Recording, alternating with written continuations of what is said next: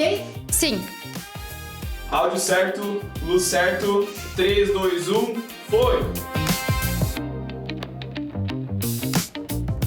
Olá, sejam bem-vindos a mais um Marque Mais. Eu sou Samantha Valar Castro, publicitária, estrategista de marcas, e através da Vivre Design eu já posicionei e reposicionei mais de centenas de projetos pelo Brasil e no exterior. E tudo tem a ver com empreendedorismo, com marcas. E hoje a nossa conversa é sobre liderança feminina, sobre maternidade, saúde mental e os obstáculos que ainda fazem parte da realidade de milhares de brasileiras. Os dados mostram que essa discussão sobre o papel da mulher no mercado de trabalho merece holofote, vigilância e atenção. Segundo o IBGE, em 2024 e 2025, as mulheres brasileiras ganharam, em média, entre 20% e 22% a menos que os homens. Uma diferença de cerca de R$ 762 por mês. A desigualdade se aprofunda em cargos de chefia, e ela fica ainda mais grave quando cruzamos gênero e raça.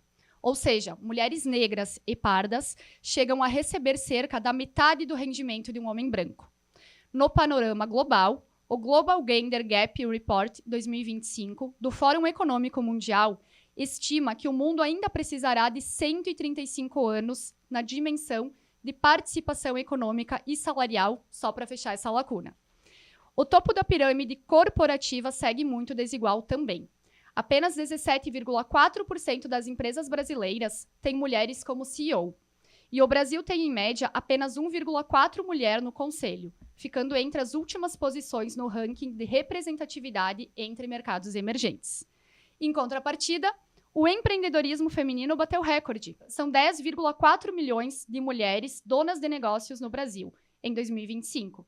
E elas respondem por 42% dos novos pequenos negócios abertos nesse período. Um recorde nacional. Mas, ainda assim, o rendimento médio das empreendedoras é cerca de 24% menor que o dos homens, exercendo o mesmo tipo de negócio. E para a gente debater sobre tudo isso, para essa conversa, a gente recebe duas mulheres empreendedoras, mães e profissionais que, dentro das suas carreiras, compartilham também esse propósito muito forte em comum: apoiar, orientar e fortalecer outras mulheres para que juntas possamos ajudar a mudar esses dados. Então sejam muito bem-vindas, Jerusa e Clarissa. Muito obrigada. Obrigada, é um prazer estar aqui. É um grande prazer, muito obrigada. Eu estou muito feliz também em receber vocês, e para a gente começar, eu quero ler o currículo dessas duas profissionais, que eu tenho a honra também, né, de compartilhar esses assuntos nos bastidores, fora daqui. Mas não é só porque são minhas amigas, que fazem parte também, né, da minha rede. A Clarissa é minha psicóloga, a Jerusa, posso dizer que é minha advogada também, né, nas horas vagas, de amiga, né, quero dizer, que o cargo principal ainda está no de amiga. Mas não é só por isso que elas estão aqui, então deixa eu ler o currículo. Jerusa Roquente Ribeiro, advogada, especialista em direito das mulheres e em ciência política, com mais de 13 anos de atuação na advocacia.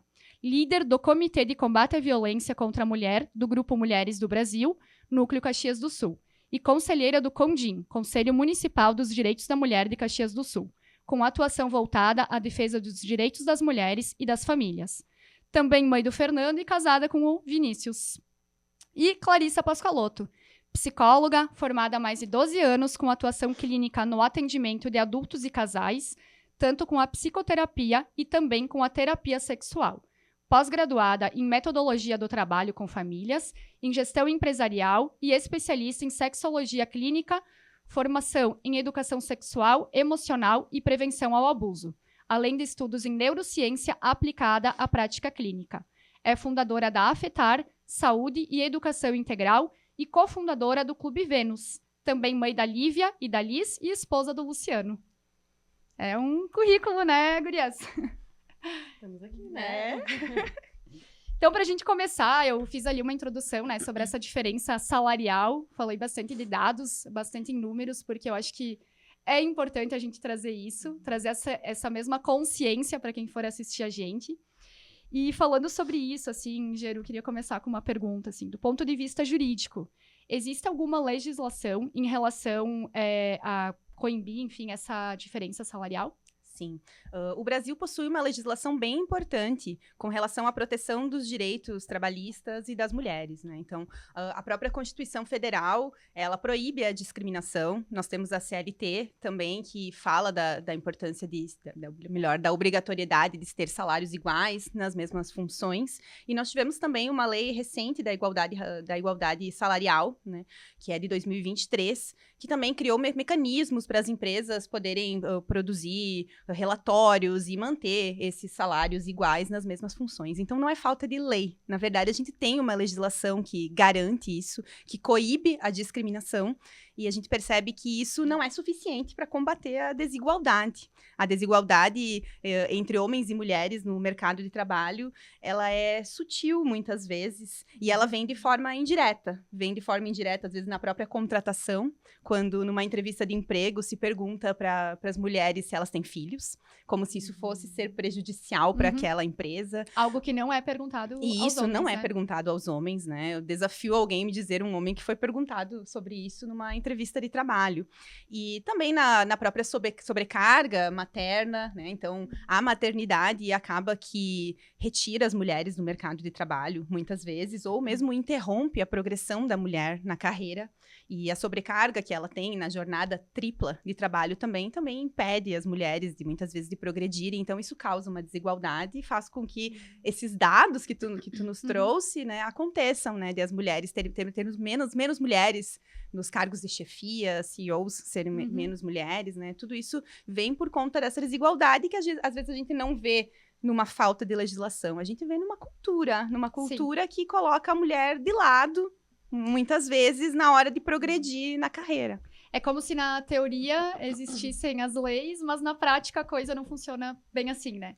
Na prática é sempre mais difícil. E por falar na questão prática, Clarissa, assim, o quanto que isso afeta a autoestima, a confiança das mulheres, quando a gente se depara com esse tipo de diferença, até em mesmos cargos, né, em mesmos serviços, muitas vezes, e essa diferença gritante. Eu acho que não tem como não afetar de alguma maneira, né? A mulher, ela já vai para o mercado de trabalho insegura, ela já vai para o mercado de trabalho questionando se ela é suficiente.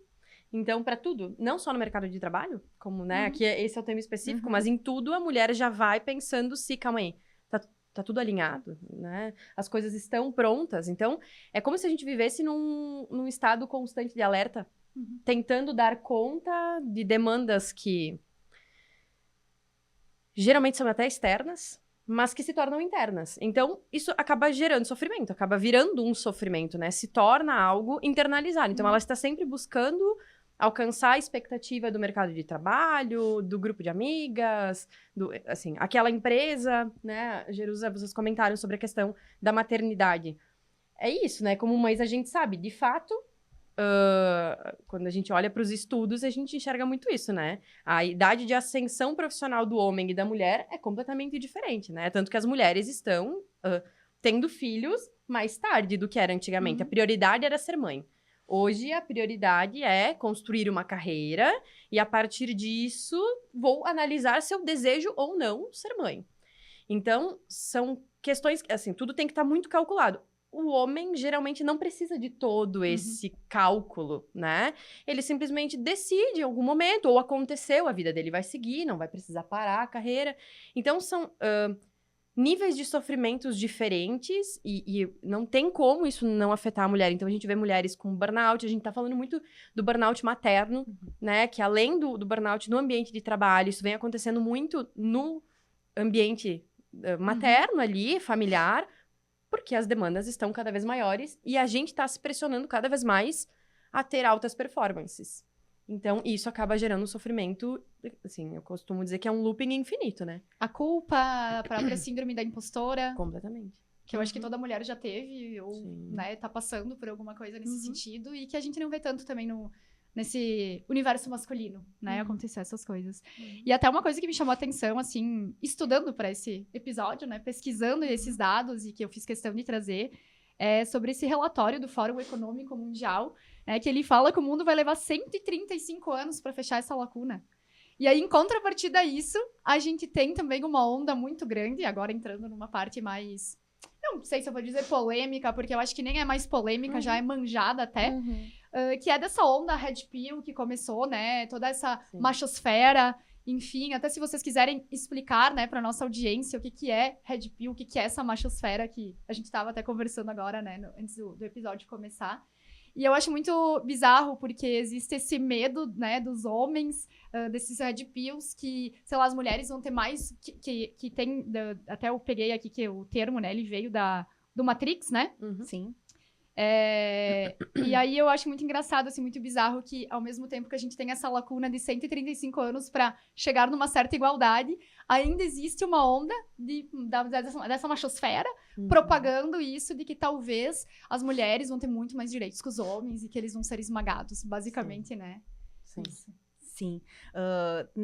Para não ser tão pessimistas, eu acho que é importante a gente pensar que tivemos muitos avanços. Sim. Né? Quando a gente olha para trás, 20, 30 anos atrás, a gente percebe que avançamos. Né? Nós falamos mais sobre isso. Hoje nós estamos falando sobre desigualdade salarial. Aqui, né? Estamos aqui debatendo, estamos falando sobre feminismo, estamos falando sobre a ascensão das mulheres, estamos podendo escolher sobre maternidade, estamos priorizando carreira em muitos momentos. E é um fenômeno interessante de se observar que toda vez que as mulheres alcançam mais direitos, que toda vez que as mulheres progridem de alguma forma, há um fenômeno que a gente chama de backlash. Então, que a gente tem uma onda para puxar a gente de volta, né? No sentido de vamos colocá-las de volta naquele lugar que não deveriam ter saído. Então, esse movimento que a gente enxerga, movimento Red Pill, a machosfera e tantos outros nomes, né, que a gente são muitos nomes que tem ali, expressões diferentes, vem também muito em contrapartida a esse avanço das mulheres, né? As mulheres não querendo mais só estarem dentro do lar, podem estar, sim, nós estamos falando sobre escolha, né? Mas as mulheres não querendo mais estar apenas no lar, ocupando espaços públicos, as mulheres querendo ocupar espaços de poder. E aí vem esse movimento retrógrado, né? Conservador, de colocar as mulheres de volta, né, àquele lugar e que não irão conseguir, né? Até porque por isso que estamos debatendo e falando sobre isso. Mas é um movimento violento, é um movimento misógino, né? Movido por ódio. E é muito triste a gente pensar sobre isso e os números estão aí, né? Hoje, no Rio Grande do Sul, eu consultei antes de vir aqui, nós estamos já com 41 feminicídios confirmados no estado. Né? No nosso estado é um aumento de 14% com relação ao ano passado no mesmo período. Né? E a gente sabe que são mais, né? Porque alguns ainda não foram confirmados, eu digo os dados confirmados do estado. E a gente não pode negar que isso tem muito a ver com esse movimento também. Porque a violência contra a mulher, ela não começa, né, no soco, no tapa, ela começa na ideia. Né? Na ideia, a propagação das ideias. Então, por isso que é tão perigoso quando a gente fala do movimento Red Pill, da machosfera, porque é difundir uma ideia, né? Uma ideia que à primeira vista é absurda, mas ela passa a ser naturalizada e vai chegando nos jovens, né? Então, hoje sim, a gente vê os jovens cada vez mais cedo com esses discursos machistas e misóginos. Isso é uma coisa que eu participo de alguns grupos de discussão com relação à masculinidade e faço parte de um movimento que propaga educação para os jovens. Então, nós estamos nas escolas ali em Caxias do Sul e é bem assustador. Né, o quanto eles falam, sou mãe de adolescente também, então o quanto essas ideias estão já difundidas na cabeça deles e eles já não sabem de onde que veio isso, porque são a propagação de ideias, né? Então eles escutam aquilo, que a mulher tem que ser submissa, que a mulher já tem direitos demais, que queriam que voltasse a ser como era antes. O que era o antes, né? Vou deixar a Cissa falar, pra você não sofá.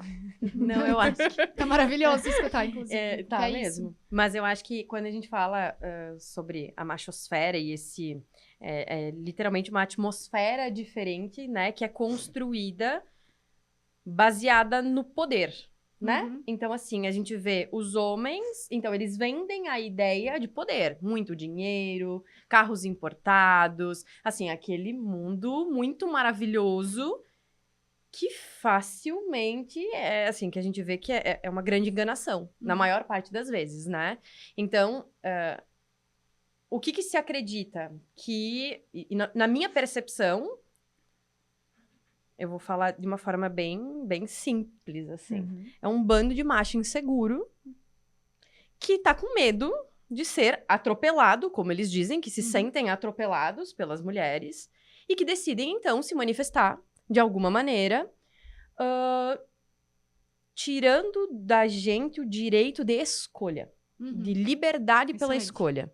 Então, pra mim é isso, sabe? Pra mim é desse lugar. Nós não queremos que vocês tenham o direito de escolha. E quando tu vai escutar, quando a gente para pra ouvir o que eles têm a dizer... Eu tô arrepiada. Porque quando a gente para pra ouvir o que eles têm a dizer é doloroso. Eu sou mãe de 2 meninas. Então, assim, quando eu paro pra pensar sobre isso, eu fico pensando, poxa, que mundo eu gostaria que elas pudessem estar vivendo, onde elas tenham o direito de escolher. E eles colocam essa questão como eles sabendo o que de fato a mulher quer. Ela não sabe o que ela quer. Ela não tem condições... Gente, é bizarro isso, né? A mulher não tem condições para decidir por si mesma. Então, tira dela o direito de escolher, já que ela não tem condições. Então, ouça a mim, que eu estou dizendo para você o que você quer que eu te dê presentes, que você viva muito bem no nosso castelo de areia, né? Mas é um castelo. Então, você vai viver muito bem nesse castelo, você vai me dar filhos. E aí, tem esse documentário, que é Por Dentro da Machosfera, se eu não me engano, né? O lado de dentro, por dentro da machosfera, algo do tipo. Em que eles justamente falam sobre isso da monogamia unilateral. Então, assim... Fácil assim, né? Muito fácil. E aí, fica a sugestão pra quem quiser assistir, porque eu acho que é desse lugar de ouvir realmente o que eles estão dizendo. Onde o homem responsável ali pelo documentário, não sei o termo técnico da função dele ali, ele questiona. Tá, mas tá tudo bem pra ti a monogamia unilateral? Questiona a mulher. E aí causa desconfortos óbvios, né? Porque quem questiona? Quem é que entra nesse universo pra questionar alguma coisa? A postura deles, a forma física, geralmente tem um perfil específico, te impede, te distancia de questioná-los de alguma coisa, né? Então, a gente vê um universo todo sendo construído, onde a mulher simplesmente perde o direito do básico, que é a liberdade de escolher. Se ela decidir ser do lar, está tudo bem, se for uma escolha. Se ela decidir não ter filhos, está tudo bem. Se ela decidir ter muitos filhos, está tudo bem. Desde que ela tenha... eu acho que é isso, assim. É o direito de dar conta de si, das suas próprias questões, buscando uma rede, tendo uma rede que a apoie, onde ela tenha esse espaço de decidir mesmo. Sem que seja uma pressão externa Autonomia. ou talvez do companheiro. Autonomia. É isso, independência, E eu autonomia. acho que é bem importante a fala que a Geru trouxe antes também, que a gente tá falando que sim, avançamos muito, inclusive a gente traz isso até no título desse episódio, avançamos muito, mas quanto falta pra igualdade, e é muito importante também a gente deixar muito claro que a gente não tá falando de uma guerra, mulheres e Não, homens. jamais. Pelo contrário, ninguém aqui quer ser mais ou menos, a gente tá falando sobre ser igual, sobre estar ao lado. Os mesmos direitos, Os né? mesmos direitos, que são essas questões. E até antes eu comentei sobre da questão aqui do Red Pill e tal, falei da pílula que veio do Matrix, até deixa eu contextualizar um pouquinho melhor, né, mas esse fenômeno, né, que ganhou muita força em 2026, e ano passado já tava, né, mas esse ano... Acho que esse ano começou, assim, uma reviravolta de um pouquinho mais de justiça em relação a isso, assim, pelo menos de trazer um pouco mais os discursos, né, e serem mais questionados. Porque até o ano passado, assim, eu me recordo, assim, que eu via tudo muito impune. Era muito discurso e aqueles Instagrams não caíam, enfim. Mas contextualizando, né, então... Esse documentário que a Clarissa trouxe agora, né, Por Dentro da Machosfera, inclusive, ele mostra influenciadores internacionais desse universo, defendendo essa submissão feminina, a monogamia unilateral, como foi comentado, e chegam a fazer comentários, enfim, antissemitas e homofóbicos. E muitos deles admitem que buscam engajamento e ganham dinheiro com apostas e aplicativos através desse conteúdo. E o problema é que essas ideias, elas têm alcançado, né, esse público cada vez mais jovem, né, que é o que preocupa também. E eu acho muito preocupante, assim, essa discussão, justamente por isso que vocês trouxeram, assim, né? Como é que fica a cabeça dos adolescentes crescendo e naturalizando isso? E aí aquilo ali vai se tornando uma realidade. E aí o que tem a ver com o mercado de trabalho? Tudo. Porque a gente tá falando justamente, né, do espaço da mulher nesses lugares, seja... E até um dos dados aqui que eu li no início, que fala desse aumento de mulheres empreendedoras, né, tendo pequenos negócios. Eu tava lendo um artigo que fala que, ok, a gente comemora muito esse dado e tal, Mas por que as mulheres estão saindo tanto também do mercado de trabalho? E temos seus próprios negócios. Porque é muito difícil permanecer lá, né? O caminho é muito penoso para as mulheres, então acabam que elas precisam ir para a informalidade, né? É louvável as mulheres empreendedoras, mas é importante a gente pensar sobre isso, por que precisam estar empreendendo, que o mundo do empreendedorismo não é, né, uma grande maravilha, a gente tem histórias de muito sucesso, claro que sim, mas a gente tem histórias de muita dificuldade também. Sim. Então é difícil para as mulheres, fazendo aquele recorte também para as mães, solo, né, que é uma grande realidade do nosso país, e aí quando a gente faz o recorte de raça também, então aonde estão as mulheres negras, mães solo, né? Estão ali na informalidade, porque é a única forma de darem conta, né? A partir do momento em que elas estão sozinhas para cuidar dos filhos, né? A partir do momento que é difícil também ter um apoio até do governo, enfim. São muitas questões, né? É difícil a gente pensar até em soluções, né? Não existem soluções simples para problemas complexos. Isso é um problema muito complexo, mas a gente tem que olhar sobre isso. E só fazendo voltando, assim, rapidamente, Claro.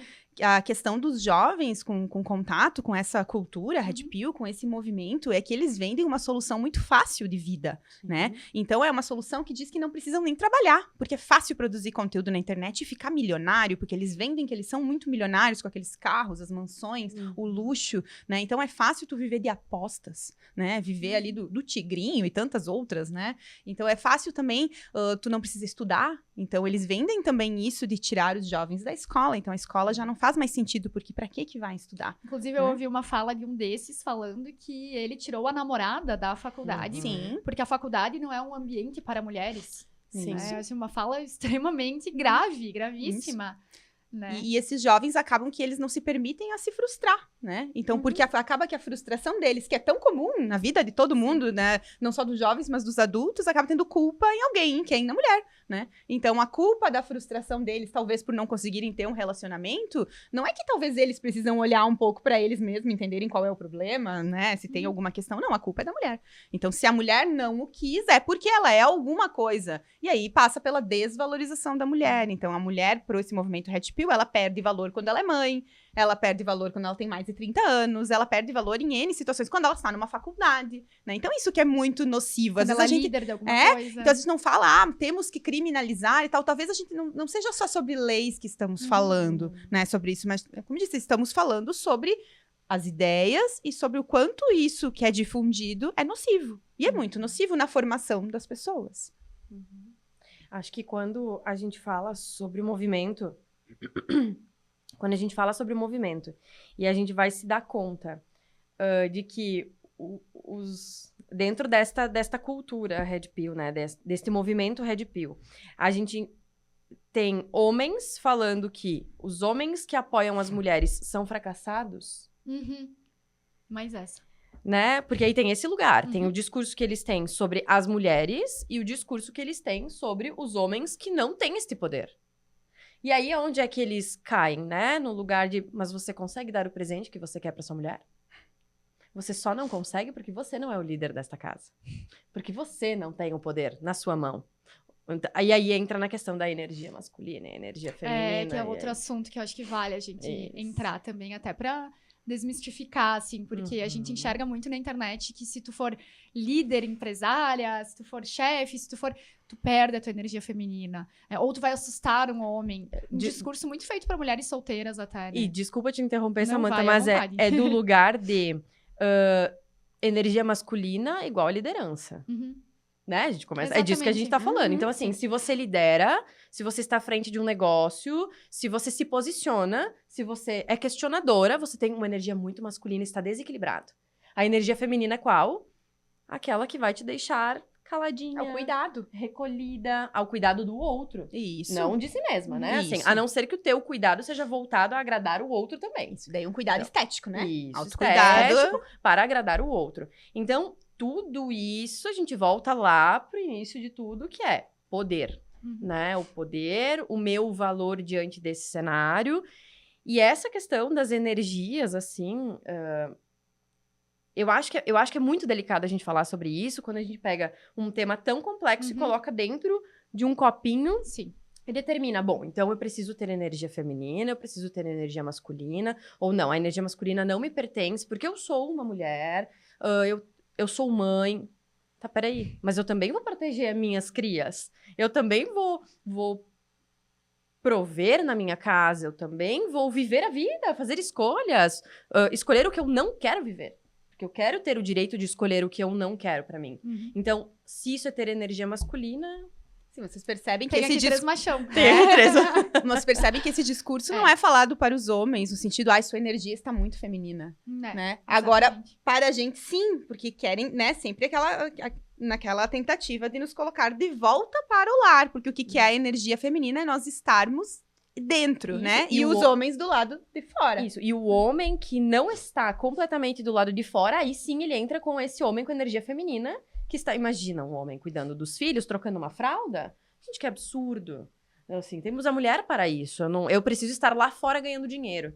E nesse documentário, eles falam justamente sobre isso, né? Tem um dos casais que está falando, e eles são questionados, e ela traz a seguinte questão. Não, mas a gente tem funções separadas. Ele vai cuidar da porta para fora, e eu cuido da porta para dentro. Uhum. Tudo bem, não há problema nenhum nisso. Exato. Se for uma escolha. Dos Foi dois. combinado.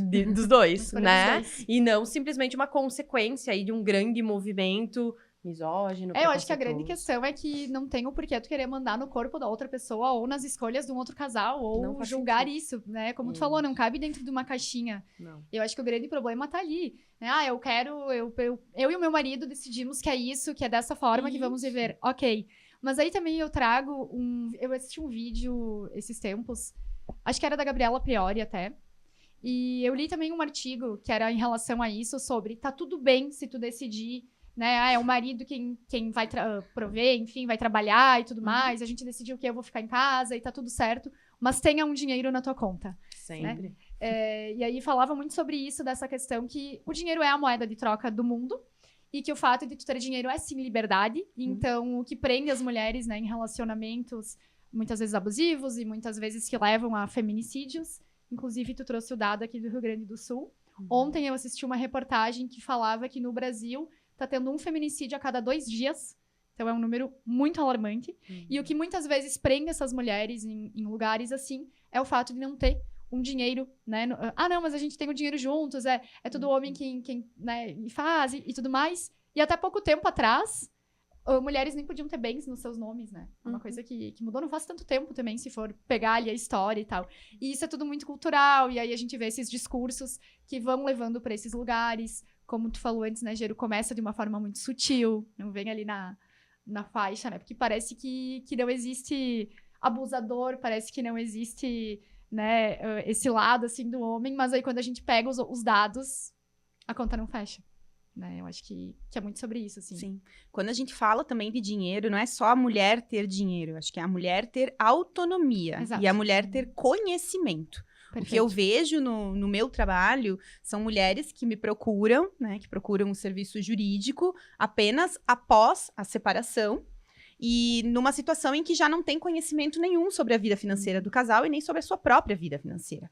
Então, muitas vezes, talvez não seja nem numa situação de abuso propriamente dito, né? Algo no sentido que, não, aquele homem que estava oprimindo ela e tal. Muitas vezes é aquela coisa de delegar para o outro. Porque culturalmente, né? A gente tem que falar que a gente tá falando de cultura também, Exato. né? E cultura se muda, fazendo já um parênteses, né? Se é cultura, não quer dizer que tenha que ser assim, né? Cultura a gente muda. Mas culturalmente, né, vinha o entendimento de que dinheiro não era coisa de mulher, né? Hoje a gente fala o dinheirinho de mulher, né? O dinheirinho de mulher pagar as coisinhas do dia a dia, né? Mas não são as grandes contas da casa. Então, culturalmente, se tinha esse entendimento, que não é verídico, por óbvio, né? Até porque a gente sabe que mais da metade da população brasileira são mulheres, e mais da metade dos lares brasileiros, acho que, se eu não me engano, são cerca de 52% dos lares brasileiros são chefiados por mulheres. São mulheres que bancam o lar, né? Mas, enfim, culturalmente se tinha esse entendimento de que dinheiro não era coisa de mulher, então as mulheres, até por um comodismo, né, delegava isso pro homem. E acaba que tu ir delegando, muitas vezes tu vai perdendo aquela autonomia. Então, a partir do momento que tu não tem conhecimento de quanto custa manter aquele lar, Perfeito. Quanto custa o sustento dos filhos? Quanto custa o supermercado? É muito difícil tu sair desse relacionamento depois. Se tu não sabe que aplicações financeiras que existem, se não sabe quanto vale aquele teu imóvel, como tu sai desse relacionamento? Se tu não sabe nada, é difícil depois conseguir essas informações. Então, o que eu considero importante e o que eu digo para as mulheres é se apropriem dessas informações. Né? A partir do momento que vocês estão em um relacionamento, estão ingressando num relacionamento, se apropriem das informações. Tenham conhecimento, sim, do tudo que está sendo movimentado em dinheiro. Saiba quanto seu marido, seu companheiro, seu namorado ganha. É importante falar sobre dinheiro. Fale sobre dinheiro desde o começo da relação, porque isso não pode se tornar um tabu. Né? Dinheiro é muito importante. E se vocês são incompatíveis nisso, já é um ponto de pensar o que eu estou fazendo nessa relação. Né? Tá tudo bem se escolherem que o homem vai pagar X contas e a mulher vai fazer isso, mas pactuem isso, conversem sobre isso. E claro, né, falando como advogada, documentem isso. Porque aquilo que a gente fala de boca, quando o amor tá no ar, muitas vezes não acontece na hora de separar. Daí muitas vezes aquele homem ascendeu profissionalmente ou colocou o patrimônio em nome de terceiros e a mulher nem sabe que a casa dela tá no nome do cunhado. Nem sabe que aqueles investimentos, aquilo que mantinha aquela boa vida, sumiu. E ela vai se manter como? E aí, com a separação, e a gente sabe a realidade do judiciário, que é uma luta para conseguir pensões justas, como que essa mulher vai se manter e vai manter os filhos depois? Então, tem que ter conhecimento, tem que ter autonomia, tem que conversar, sim, com o advogado. Não é criar uma desconfiança do parceiro. Não é sobre isso, não estamos falando desconfie, mas, assim, pense em você, se coloque como prioridade, né? Pense na sua autonomia. É importante, entrei no relacionamento, o que acontece comigo se a gente vier a se separar? Óbvio que ninguém entra num relacionamento pensando em se separar, mas a gente tem que pensar sobre isso. Porque todo relacionamento um dia acaba, né? Seja pela separação ou pela morte. E estamos preparadas para isso? Para quando acabar? Estamos preparadas para custear os nossos filhos sozinhas? Porque é fácil quando estamos num relacionamento e o homem está provendo, ou, nossa, eu amo muito os meus filhos e tal, mas e quando a gente se separa? A gente sabe que essa não é a realidade. Como que fica? Às vezes, as pensões, né, que a gente fixa judicialmente não custeiam nem a escola particular que os filhos estavam cursando durante o relacionamento. E aí, como que essa mulher vai poder prover isso? Então, é isso. Eu acho que ter conhecimento, ter autonomia, né, pensar em si mesmas e fazer escolhas conscientes, né? Escolher de forma consciente. Escolher, se quer escolher não trabalhar, então pensar qual que vai ser a consequência de não estar trabalhando. De repente, assim, é uma sugestão, vai ficar em casa, vamos ter um filho, e decidimos que o marido vai ficar trabalhando e ela vai se afastar do mercado de trabalho por um período para ficar cuidando dos filhos. Será que não é conveniente já pactuar que uma parte do salário vai ser depositado numa conta sua? Não, ele não vai prover as despesas e eu peço quando quiser. Não é sobre isso. É uma parte, X valor vai ser depositado numa conta privada sua. Ou se vier a acontecer uma separação, vai ser pago X valor para compensar esse período? Agora, se o companheiro já se opor a isso, tem que pensar que tipo de relacionamento que está inserida.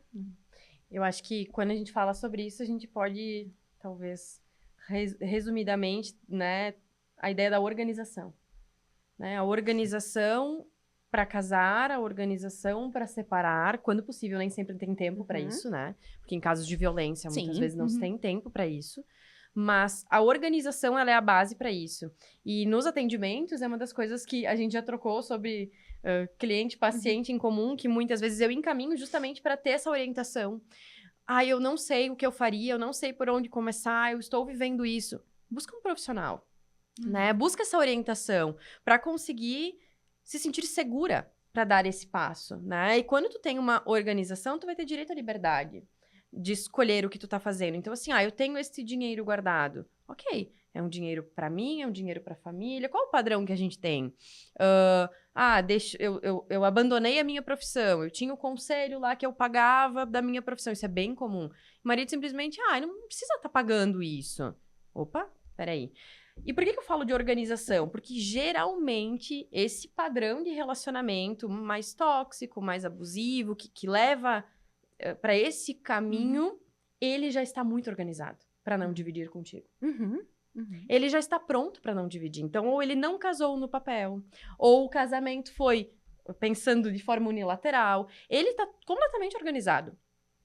E tu está vivendo nesse meio organizado por ele.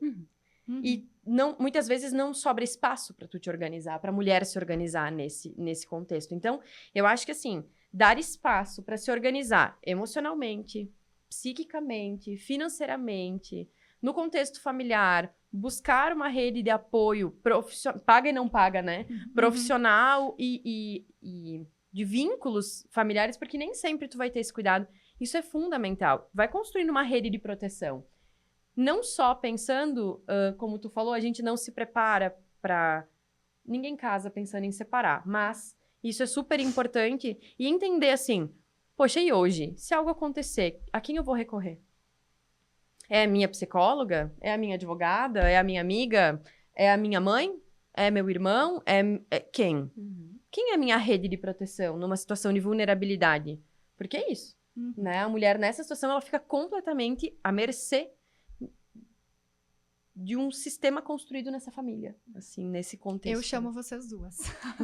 E isso é autocuidado, isso. né? Exato. Porque às vezes a gente, quando falam de autocuidado, é um conceito deturpado. Se pensa em o quê? Um autocuidado estético, né? Vou fazer um procedimento, vou ficar mais bonita. E não é sobre isso. Não é sobre isso. Autocuidado é sim ter esse cuidado mental, é ter um cuidado jurídico também, é se apropriar de informações. Eu acho que quando eu recebo, né, clientes que estão já, assim, numa situação muito profunda já de abuso e que realmente não sabem por onde começar, é notório que é falta de informação. Elas não se informaram durante o relacionamento, elas foram privadas dessa informação, elas foram sendo enganadas e excluídas e isoladas, né, de rede de apoio. São mulheres que estão sozinhas, são mulheres que não têm nem ideia por onde começar. E a gente começa do básico, né? Às vezes eu digo pra elas assim, pega um caderno, pega uma folhinha e começa a anotar. Começar assim, ó, quanto custa o teu aluguel? Ah, eu não sei. Descobre.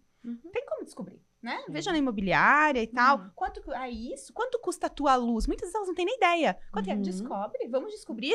Começa a tirar foto desses comprovantes, começa a guardar essas informações. Faz um dossiê, né? Exatamente isso. A gente tem que ter noção. A gente tem que ter noção do que a gente está vivendo. Se a gente tivesse uma empresa, a gente saberia qual que é o nosso caixa, quanto que a gente gasta com funcionário. Por que dentro de uma família, de uma unidade familiar, a gente desconhece por completo, né, como que é o funcionamento. Então, as mulheres precisam saber sobre esse funcionamento.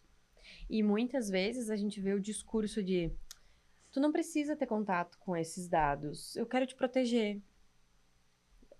Dificilmente... Bizarro. É bizarro, né? Dificilmente isso vai chegar de forma escrachada. Não quero que tu saiba, porque no dia que a gente se separar... Não é assim que chega. Eu tô te protegendo, essa é minha responsabilidade. Você já tem tantas aqui em casa, você já tem tantas aqui. Se preocupe com os nossos filhos. Se preocupe com o almoço, o meu jantar para quando eu chegar em casa. Não se preocupe com quanto a gente precisa para viver. Tá, mas qual é o problema de eu me preocupar? Não, nenhum problema. Vamos sentar e conversar. Desce.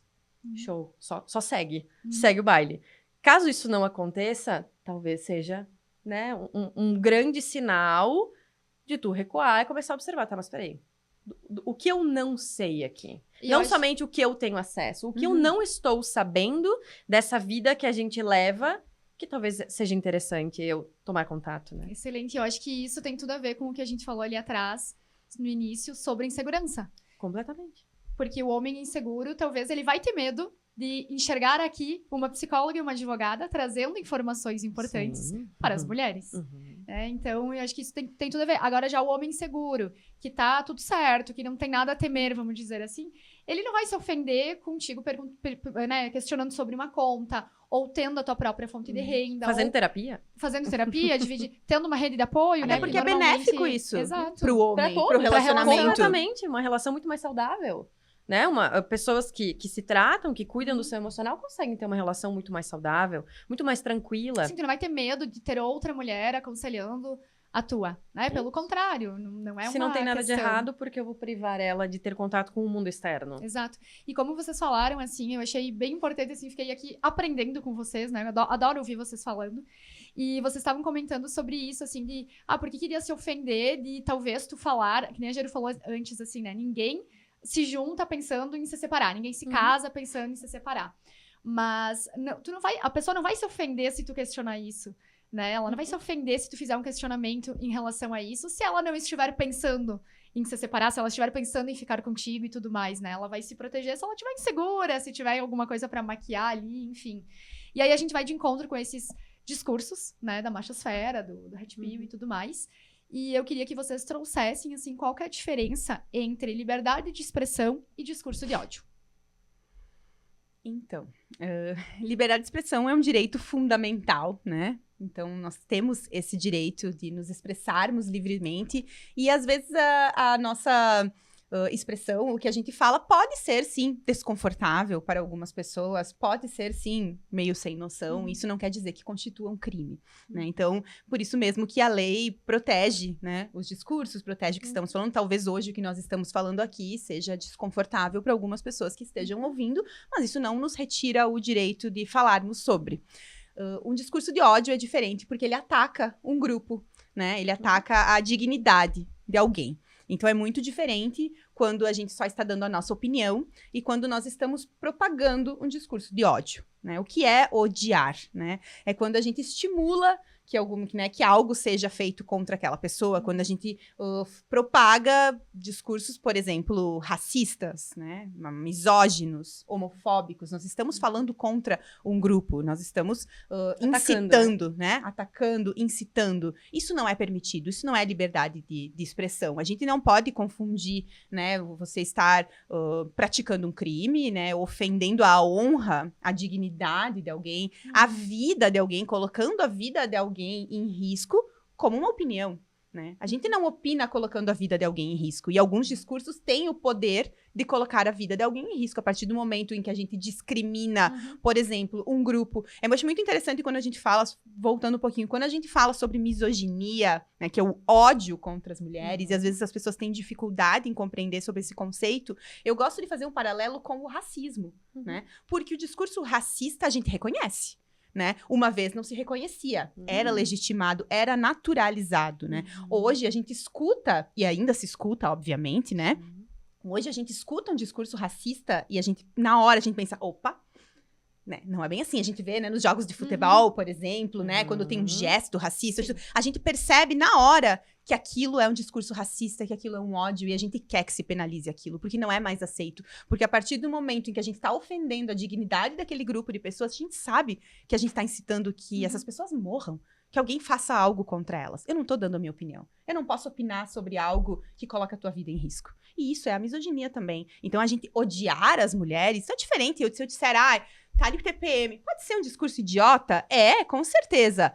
Pode ser ofensivo também, mas é odioso. Agora, a partir do momento que eu vou propagar na internet e tal, que as mulheres são submissas, que as mulheres não podem votar e tal. Opa, eu estou falando muito contra um grupo, eu estou propagando ódio. Que as mulheres têm que voltar para lá porque senão vai...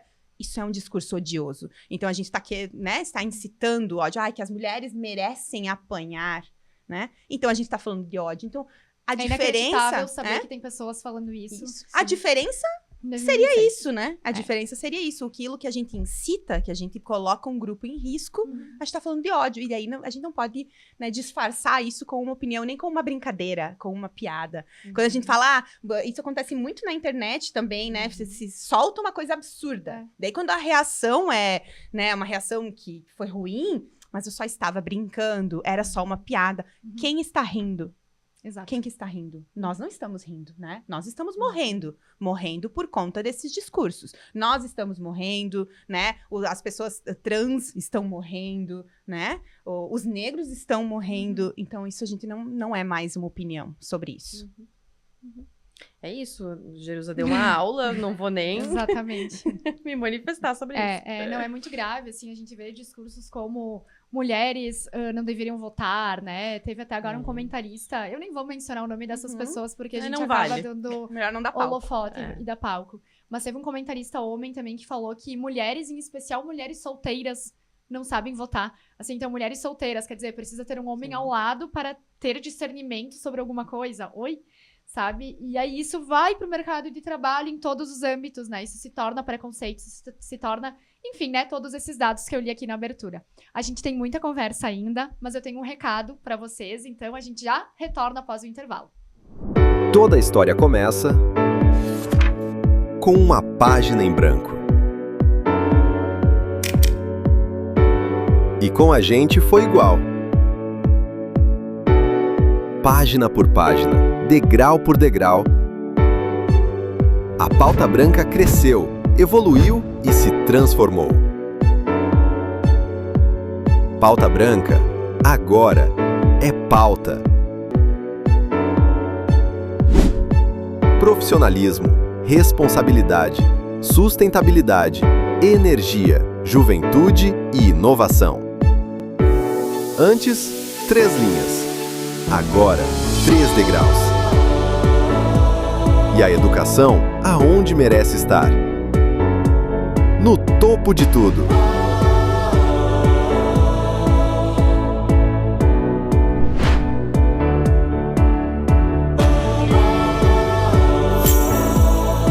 Esperança e prosperidade não fazem parte apenas da nossa nova paleta de cores, mas da nossa missão.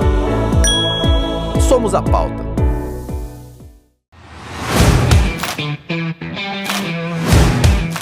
Por falar em movimento, a MX Esportes está em todos os lugares, na arquibancada, na quadra, no palco, de Guaporé para todo o Brasil, e agora também presente nos Estados Unidos.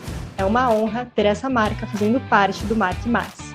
MX Esportes, vestindo quem escolhe estilo e performance todos os dias, onde a moda encontra o esporte e o esporte nunca sai de moda.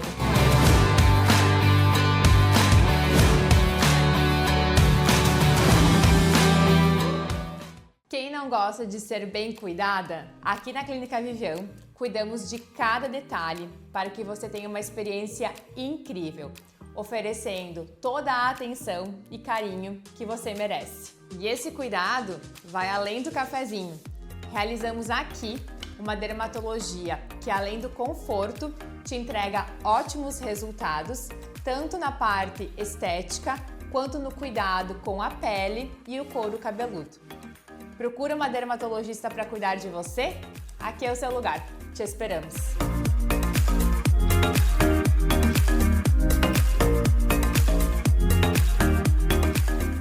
Há mais de 40 anos, a Libre Assessoria e Contabilidade faz parte da história de empresas que cresceram com consistência, organização e confiança. Ao longo dessas décadas, construímos relações sólidas baseadas em transparência, proximidade e compromisso com resultados. Hoje, a Libre oferece soluções completas em contabilidade empresarial, gestão de folha de pagamento e obrigações trabalhistas, planejamento tributário estratégico e todo o suporte necessário para a abertura e regularização de empresas e de pessoas físicas. E acompanhando a evolução do mercado, também atuamos com o BPO financeiro, assumindo a gestão financeira das empresas com organização, controle e inteligência. Tudo isso para que nossos clientes possam focar no que realmente importa, crescer com segurança e tomar decisões com confiança. Libre Assessoria e Contabilidade, mais de 40 anos sendo a aliada do crescimento de empresas.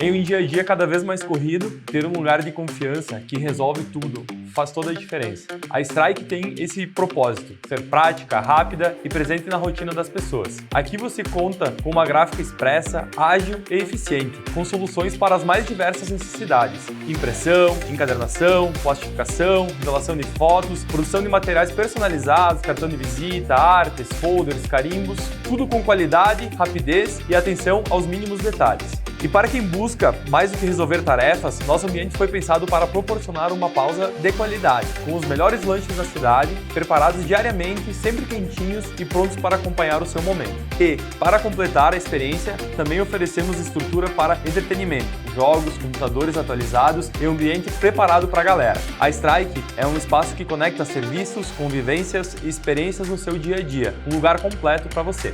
Vem pra Strike. Estamos de volta e eu quero agradecer quem torna o Marque Mais possível. Então, agradecemos ao Grupo Libre, Contabilidade, Assessoria e Gestão Financeira, a MX Esportes, a Pauta Indústria de Cadernos, a Strike Lan House, a Vivian Clínica Médica e Dermatológica, a loja Maria Santa, que inclusive me veste, a farmácia São Rafael, a Academia Malhação e a Leite Tafarel Fotografia. Então, é graças a esses parceiros que a gente consegue trazer esses conteúdos tão relevantes sobre marcas e empreendedorismo. E seguindo aqui, então, o nosso papo, né, que tá bastante fluido, muitos assuntos, muita coisa importante que relaciona toda a liderança feminina, o espaço da mulher no mercado de trabalho e o quanto que isso tem relação com todas as escolhas da mulher também ao longo da vida, né? E falando, assim, em liderança feminina, uma coisa que a gente enxerga muito são os estereótipos colocados, né? Os adjetivos, muitas vezes, colocados também, quando são mulheres no poder e quando são homens no poder. E até tem uma reportagem da Start-C, que é baseada no levantamento, enfim, feito pela Fast Company aqui, colocando dados, né?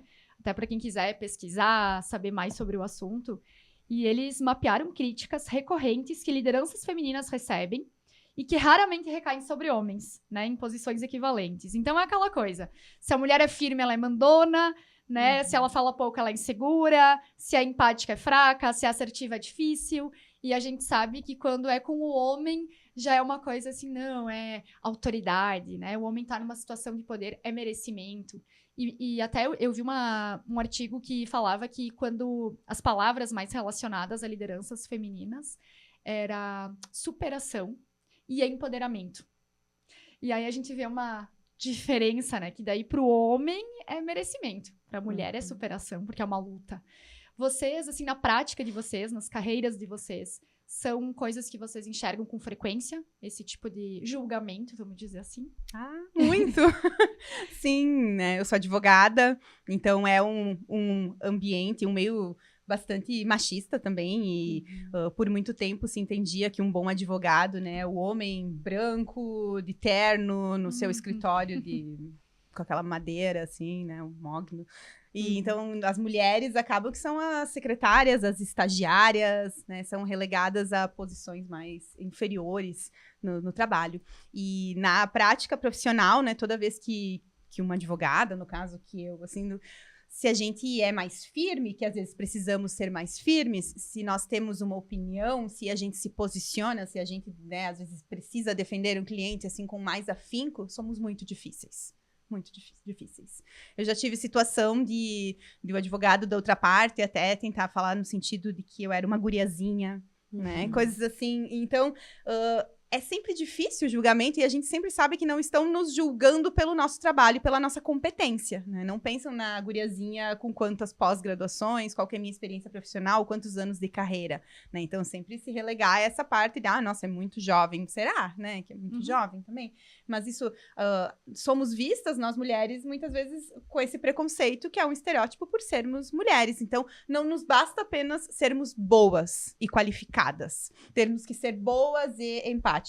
Boas e bonitas, boas e, sei lá, né, compreensivas, boas e tal. Para um homem basta ser bom, basta ser competente, né? Chegou ali aquele cargo de poder, eu tenho essa minha qualificação, eu estou ali. Não, para nós não, a gente tem que estar, né, com uma estética que é exigida para aquilo, né? Como um exemplo prático, a reitora da URGS, que é uma mulher super competente, com um currículo, assim, invejável, mas ela é muito julgada porque ela não performa aquilo que esperam dela, porque ela se veste colorida, porque ela tem um jeito amável de falar. Ela não é competente? Eles não estão falando sobre a competência dela, estão dizendo que ela é estranha, que ela não deveria estar naquele cargo por conta do estereótipo que se cria, porque o que se espera é que uma mulher num cargo de poder, espera que ela esteja de terninho, que ela esteja performando, que ela esteja mais parecida com um homem. E quando, assim, na minha área, é uma área mais feminina, digamos assim, é mais dominada por mulheres. Acredito que também por ter relação com cuidado, então quem cuida são as mulheres. Mas eu sou casada com um assistente social que está fazendo psicologia. Então, assim, por nada eu casei com ele, né? Assim, é desse lugar de uma sensibilidade única que permite com que a gente cresça juntos, por exemplo. Então, na minha vida profissional, ela é muito mais... Ela é majoritariamente feminina, mas durante a minha trajetória profissional, e eu acho pertinente trazer isso aqui, eu administrei um posto de combustível com 22 anos. Qual a chance disso não ser, né, de não sofrer preconceitos ali? Eu era a que fazia toda a gestão, era um posto familiar, então eu fazia toda a gestão da equipe, eu era a mais jovem da equipe e mulher. Então, quando chegavam lá, muitas vezes eu ia pra pista abastecer o carro. E aí, aqueles olhares, né? Então, diferente na psicologia, que, inclusive, os homens, eu atendo vários homens, e eles mesmos dizem, eu prefiro ser atendido por uma mulher, né? Porque eu acho que ela vai ser mais sensível. Enfim, não é, óbvio que não é geral esse pensamento, mas é o que eu vivo, assim. Mas quando a gente vai ver a questão do cuidado oferecido dentro das profissões, ele é diferente, mas eu fico questionando o seguinte, né? Será que o homem não é capaz de cuidar, então? Né? A mulher não é capaz de fazer a gestão de um negócio, entre aspas, masculino, como um posto de combustível, mas que eu aprendi a fazer aquilo, né? Eu realmente não entendi absolutamente nada sobre, mas eu aprendi sobre aquilo, desenvolvemos a empresa e seguiu muito bem, obrigada.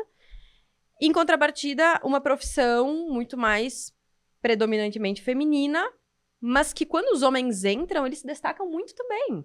Porque eles têm, os homens que, geralmente, né, que vão para essas áreas, daqui a pouco tem uma sensibilidade diferente, abre um espaço diferenciado. Então, é interessante a gente pensar, assim, como se vai, como a figura do feminino e masculino vem sendo construída nos ambientes de trabalho. Enquanto profissional, o que eu escuto dos pacientes, aí sim, aí entra muito isso que vocês estavam falando, principalmente atendendo casais. Então, a gente vê aí, muitas vezes, as violências acontecendo de uma maneira a nem serem reconhecidas, né, nos relacionamentos. Os homens, por vezes, nem se dão conta de que estão praticando violências. E aí, quando a gente apresenta isso no atendimento, ambos ficam um pouco assustados. Em outros casos, nem tão assustados porque sabem o que estão fazendo, né? Mas é sempre desse lugar do reconhecimento e da importância do papel da mulher, independente do lugar em que ela está circulando. E tem uma frase que a gente escuta muito, que eu acho importante trazer para cá, que a gente escutou, acredito que vocês cresceram ouvindo assim como eu, por trás de um grande homem existe uma grande mulher. E aí a gente pode super questionar isso, assim, mas por que por trás? Por que ela está atrás de ti? O que ela está fazendo atrás de ti? Ela não pode estar do teu lado. Então, assim, do meu lado eu tenho uma grande mulher, né? Porque a questão é essa, ninguém precisa atropelar ninguém, né? O objetivo... não é uma guerra, né? Não é uma competição. Não é uma competição. A gente não está competindo. Eu acho que o lugar dessas falas, e é o que a gente estava comentando há pouco, é justamente dar espaço para discussão e entendermos que ninguém está tentando atropelar ninguém está tentando ser superior a ninguém. A gente só está buscando estar do lado, estarmos andando juntos. E assim, ó, duas questões. A primeira, tu comentou sobre sucessão familiar, enfim, empresa familiar, né? E já aconteceu, assim, comigo, assim, experiências de falar de uma mulher que teve uma sucessão familiar, né? Que, enfim, cresceu a empresa da família e de escutar frases como, mas o dinheiro era do pai dela, né? Ou o marido, né? Não, mas é o marido, o chefe, coisas assim. E muitas vezes foi aquela mulher que transformou. E aí, quando é o homem que às vezes assume essa sucessão, ou que, enfim, herda ali a empresa da família, coisas assim, nossa, mas olha só, ele transformou a empresa familiar. E existe muito, assim, essa comparação, assim, essa diferença, aliás, né, quando a gente vai comparar o elogio para uma mulher, o elogio para um homem, assim, empresarialmente falando, é totalmente diferente, né? Então, eu acho que vale, assim, a gente comentar. Eu só quero colocar uma experiência que eu vivi que eu acho que é bem pertinente com o que a gente tá falando. Fomos eu e meu marido num congresso de postos de combustível. Isso já fazem alguns anos. E a gente foi para entender, né, as inovações, enfim, um congresso, como em qualquer outra área. Estávamos nós dois, e passando nos estandes dos fornecedores, a quem eles se voltavam? Ao meu marido. E aí meu marido, né, ele se recolhia e dizia, não, é com ela que vocês precisam falar. E aí aquilo gerava um desconforto, né, assim, ele precisou fazer isso algumas vezes lá, porque o que a gente via naquele cenário? As mulheres que lá estavam, estavam pouquíssimas acompanhando os donos dos estabelecimentos, ou elas estavam servindo, né, com as bandejas, com as roupas bem estereotipadas, o mundo automobilístico, assim, né? Então, elas estavam lá estereotipadas, performando. Então, o que tu via era, realmente, ou alguém que fazia, sei lá, mas assim, ó, pouquíssimo, acho que de 100 pessoas, talvez, não sei se 5%, 5 eram mulheres. E sempre se voltando a ele de uma maneira, deixa eu te explicar aqui, é sobre esse fornecedor. E ele fazer esse movimento de se retirar e de me colocar ali no lugar que me cabia, não é uma coisa comum da gente encontrar. E que dentro desses ambientes mais, entre aspas, masculinos, a mulher vive muito isso, assim, os fornecedores chegavam e eu quero falar com o dono do posto, eu quero falar com o responsável, tá? Sou eu, e aí aquela parada, assim, né? Tá bom então, né? Estou me conformando com isso. Então, são ambientes diferentes que a gente vai circulando e que vai aprendendo. Tu vai aprendendo a lidar com aquilo, mas está longe de ser um ambiente saudável. Né? Tá longe de ser um ambiente do qual eu me senti confortável para crescer. Eu me sinto muito mais confortável no meu consultório, vivendo dentro da minha liberdade, da minha construção, do que num ambiente. E aí vocês pensam a partir disso, quando a gente fala de por que as mulheres estão em menores posições de liderança. Isso, exatamente. Quais são os obstáculos que elas enfrentam para chegar lá. Os primeiros anos, né, se for ver as pesquisas, é muito parecido, né? Até a formação acadêmica, as oportunidades, e aí, claro, a gente tem a questão da maternidade, mas sem pensar tanto na parte da maternidade, que a gente já sabe que é ali onde retira a mulher, onde prejudica. Não tô falando que a maternidade prejudica, mas pensando na parte da carreira, claro, né? Sim. O quanto ela freia, né? Isso, freia a mulher ali na ascensão profissional, mas na questão das dificuldades de estar nesses ambientes também. Quantas mulheres, por conta de serem discriminadas, de sentirem essa rejeição, de vivenciar um ambiente hostil, já não vão deixando de participar daquilo. Já pensam se retiram e entendem que aquele lugar não é para elas, né? A gente pode visualizar muito isso no ambiente político também, né? As mulheres nos espaços políticos. O quão é difícil, mesmo nós sendo a maioria da população, a maioria do eleitorado são mulheres, mas quando a gente vai fazer um recorte político, quanto por cento que é de mulheres que estão ocupando cadeiras? E por que é tão difícil elas estarem lá? Então, a gente tem que pensar, não adianta a gente olhar só para o topo, a gente tem que olhar para o caminho. Né? Por que é tão difícil elas estarem lá? Que ambiente nocivo é esse? E o quão faz diferença quando elas se unem? Né? Hoje, em Caxias do Sul, a gente tem a maior bancada feminina na Câmara de Vereadores. São 7 mulheres. E ainda é muito longe de ser aceitável, porque a gente pensa que deveria ser, no mínimo, a metade, quão mais, né? Mas o quanto é importante quando essas mulheres de partidos diversos, ideologias diversas, elas se unem. E qual que é o momento em que elas se unem? Quando elas estão sofrendo machismo. Porque ele atinge a todas. Né? Ele não está escolhendo o partido A ou o partido B. Ele vai atingir a mulher. Né? Então, aí é o momento que as mulheres se unem. Se as mulheres passassem a se unir e entendessem que é uma dor comum, né? Comum a todas, nós faríamos diferença. Deixaríamos de não ocupar, né? Não abdicaríamos dessas posições de poder. Porque toda a sociedade ganha. Né? Quando a gente fala de igualdade, a gente não está falando que a mulher quer ocupar o espaço do homem. A gente não quer retirar o direito do homem. O homem sempre teve esse direito. Aquele lugar sempre esteve garantido para ele. A gente também quer ter o direito de estar lá. E isso, na verdade, só vem em benefício da sociedade, vem em benefício das empresas, né? Vem em benefício do Estado. Quando uma empresa atinge uma paridade de gênero, é com certeza uma empresa que vai estar olhando para mais caminhos, é uma empresa que vai pensar em soluções melhores, estratégicas. Temos pesquisas para isso que dizem que as empresas lucram mais quando tem mulheres participando. Então, a gente tem que olhar para isso também. Beneficiar que as mulheres estejam. Uma sociedade, um governo que não tem mulheres é uma sociedade igualitária? Que direitos que a gente não está olhando quando a gente não coloca pessoas diversas? Quando a gente olhar um STF com uma mulher só, a gente está olhando para o direito de todo mundo? O que aqueles homens entendem sobre a gente? Sobre os direitos, sobre as necessidades de mais da metade da população? Então, pensar em igualdade é sobre isso. É pensar em uma sociedade mais justa. É pensar em uma sociedade que atenda a mais grupos, que olhe para as mais coisas. Mulheres no poder, politicamente, são as mulheres que pensam mais em meio ambiente. Então, assim, por que não termos mais mulheres lá? Mas temos que garantir que essas mulheres permaneçam. Né? Hoje, a gente vê um movimento vindo de muitos partidos para retirar a cota das mulheres, que, né, hoje a gente tem 30% de cota feminina para as mulheres, né, concorrerem às eleições. Todos os partidos estavam votando para retirar essa cota de 30%. Então, eu digo, é um interesse masculino. Não é uma questão do partido A e do partido B. É um interesse masculino. Por que querem retirar essa cota? As mulheres precisam se unir. Nós precisamos nos unir para garantir os nossos direitos, porque não são direitos absolutos. Temos direitos, mas não são direitos absolutos. Sabe que vai bem de encontro. Antes eu falei que eu ia comentar duas coisas. E a segunda delas vai muito de encontro com o que vocês estão trazendo. Que muitas vezes a gente escuta, não, mas pro homem também é difícil e tal. Mas é o mesmo jogo com regras bem diferentes, como a gente tá conversando aqui. E até a questão do crédito. Eu tava lendo que até para as mulheres conseguirem créditos para empreender é muito mais difícil do que para os homens, sabe? A gente tá falando de uma mesma posição e aí, então, as regras do jogo, elas são totalmente diferentes de um pro outro, assim. E obviamente que isso afeta a vida como um todo, né?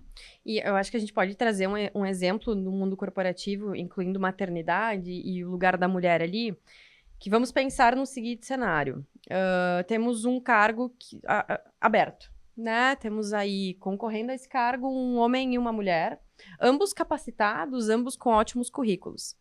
Mas vai ter o diretor que vai dizer o seguinte: olha, vamos fazer o seguinte, vamos deixar o fulano assumir, porque a fulana é mãe. Vai ser difícil para ela, não vamos colocar ela nessa situação, ela tem os filhos, ela quer estar próximo dos filhos. E num discurso, muitas vezes, sem se dar conta do quanto isso talvez é castrador, vamos usar esta palavra, né? Porque no intuito de proteger, nem sempre a gente vai ter o intuito, né? Às vezes a falta de orientação, as violências vão estar acontecendo pela ignorância mesmo, né? Pela falta de conhecimento. Mas com a ideia de proteger, eu tiro dela o direito de escolher. Ela pode escolher, de fato, não, eu vou priorizar meus filhos, eu tenho crianças pequenas, eu não quero me mudar para o Rio de Janeiro para assumir um cargo. Mas então eu tenho o direito de escolher sobre isso, né? Dê a ambos a oportunidade e deixe-os escolher, deixe-os competir por aquilo, né? E aí sim, vamos ver quem é mais competente para estar ali, independente de qualquer coisa. Porque para esse homem ninguém vai questionar. Né? Ele assim, pode até ter os filhos, mas ele ninguém pode vai até ter os colocar isso. filhos, mas é isso. A mulher dele, ou ela vai estar em casa, ou ela vai estar num outro trabalho e lá vai ser uma questão. Mas ali, naquele contexto, esse não é um problema. Então, a gente parar para analisar que muitas vezes a ideia de proteger essa mulher, né, assim, tira dela o direito dela estar onde ela quiser, da maneira que ela quiser, porque ela pode muito bem dizer não. Vai chegar em casa, vai conversar com esse parceiro, com a parceira, né, numa relação homoafetiva. Ela vai conversar com essa parceria que tá em casa e vai dizer assim, então, olha só, eu tive uma oportunidade. Tu segura as pontas aqui, porque eu quero crescer. E aí, dependendo de como essa relação tá formatada, isso pode super acontecer, né? Não, vai lá, eu seguro aqui, vai, cresce, a gente tá junto, a gente vai contigo. Assim, também. Muitas relações assim, mesmo que não pareça, né? Mas isso é possível. É possível a gente ter um relacionamento em que ambos vão investir. Sim. Nos dois. É um investimento, eu sempre digo, né? É a intenção de fazer essa relação dar certo de uma maneira saudável. Para que esteja equilibrado para ambos. E que ambos tenham o direito de escolha, seja no mundo corporativo, dentro do relacionamento, na educação com os filhos, porque aí também tem isso, o homem se retira muitas vezes. Mas é que a mãe é que sabe, né? A mãe é que conhece a criança. Mas é que a mãe talvez esteja mais disponível, esteja convivendo um pouco mais. Se tu conviver tanto quanto, tu também vai saber.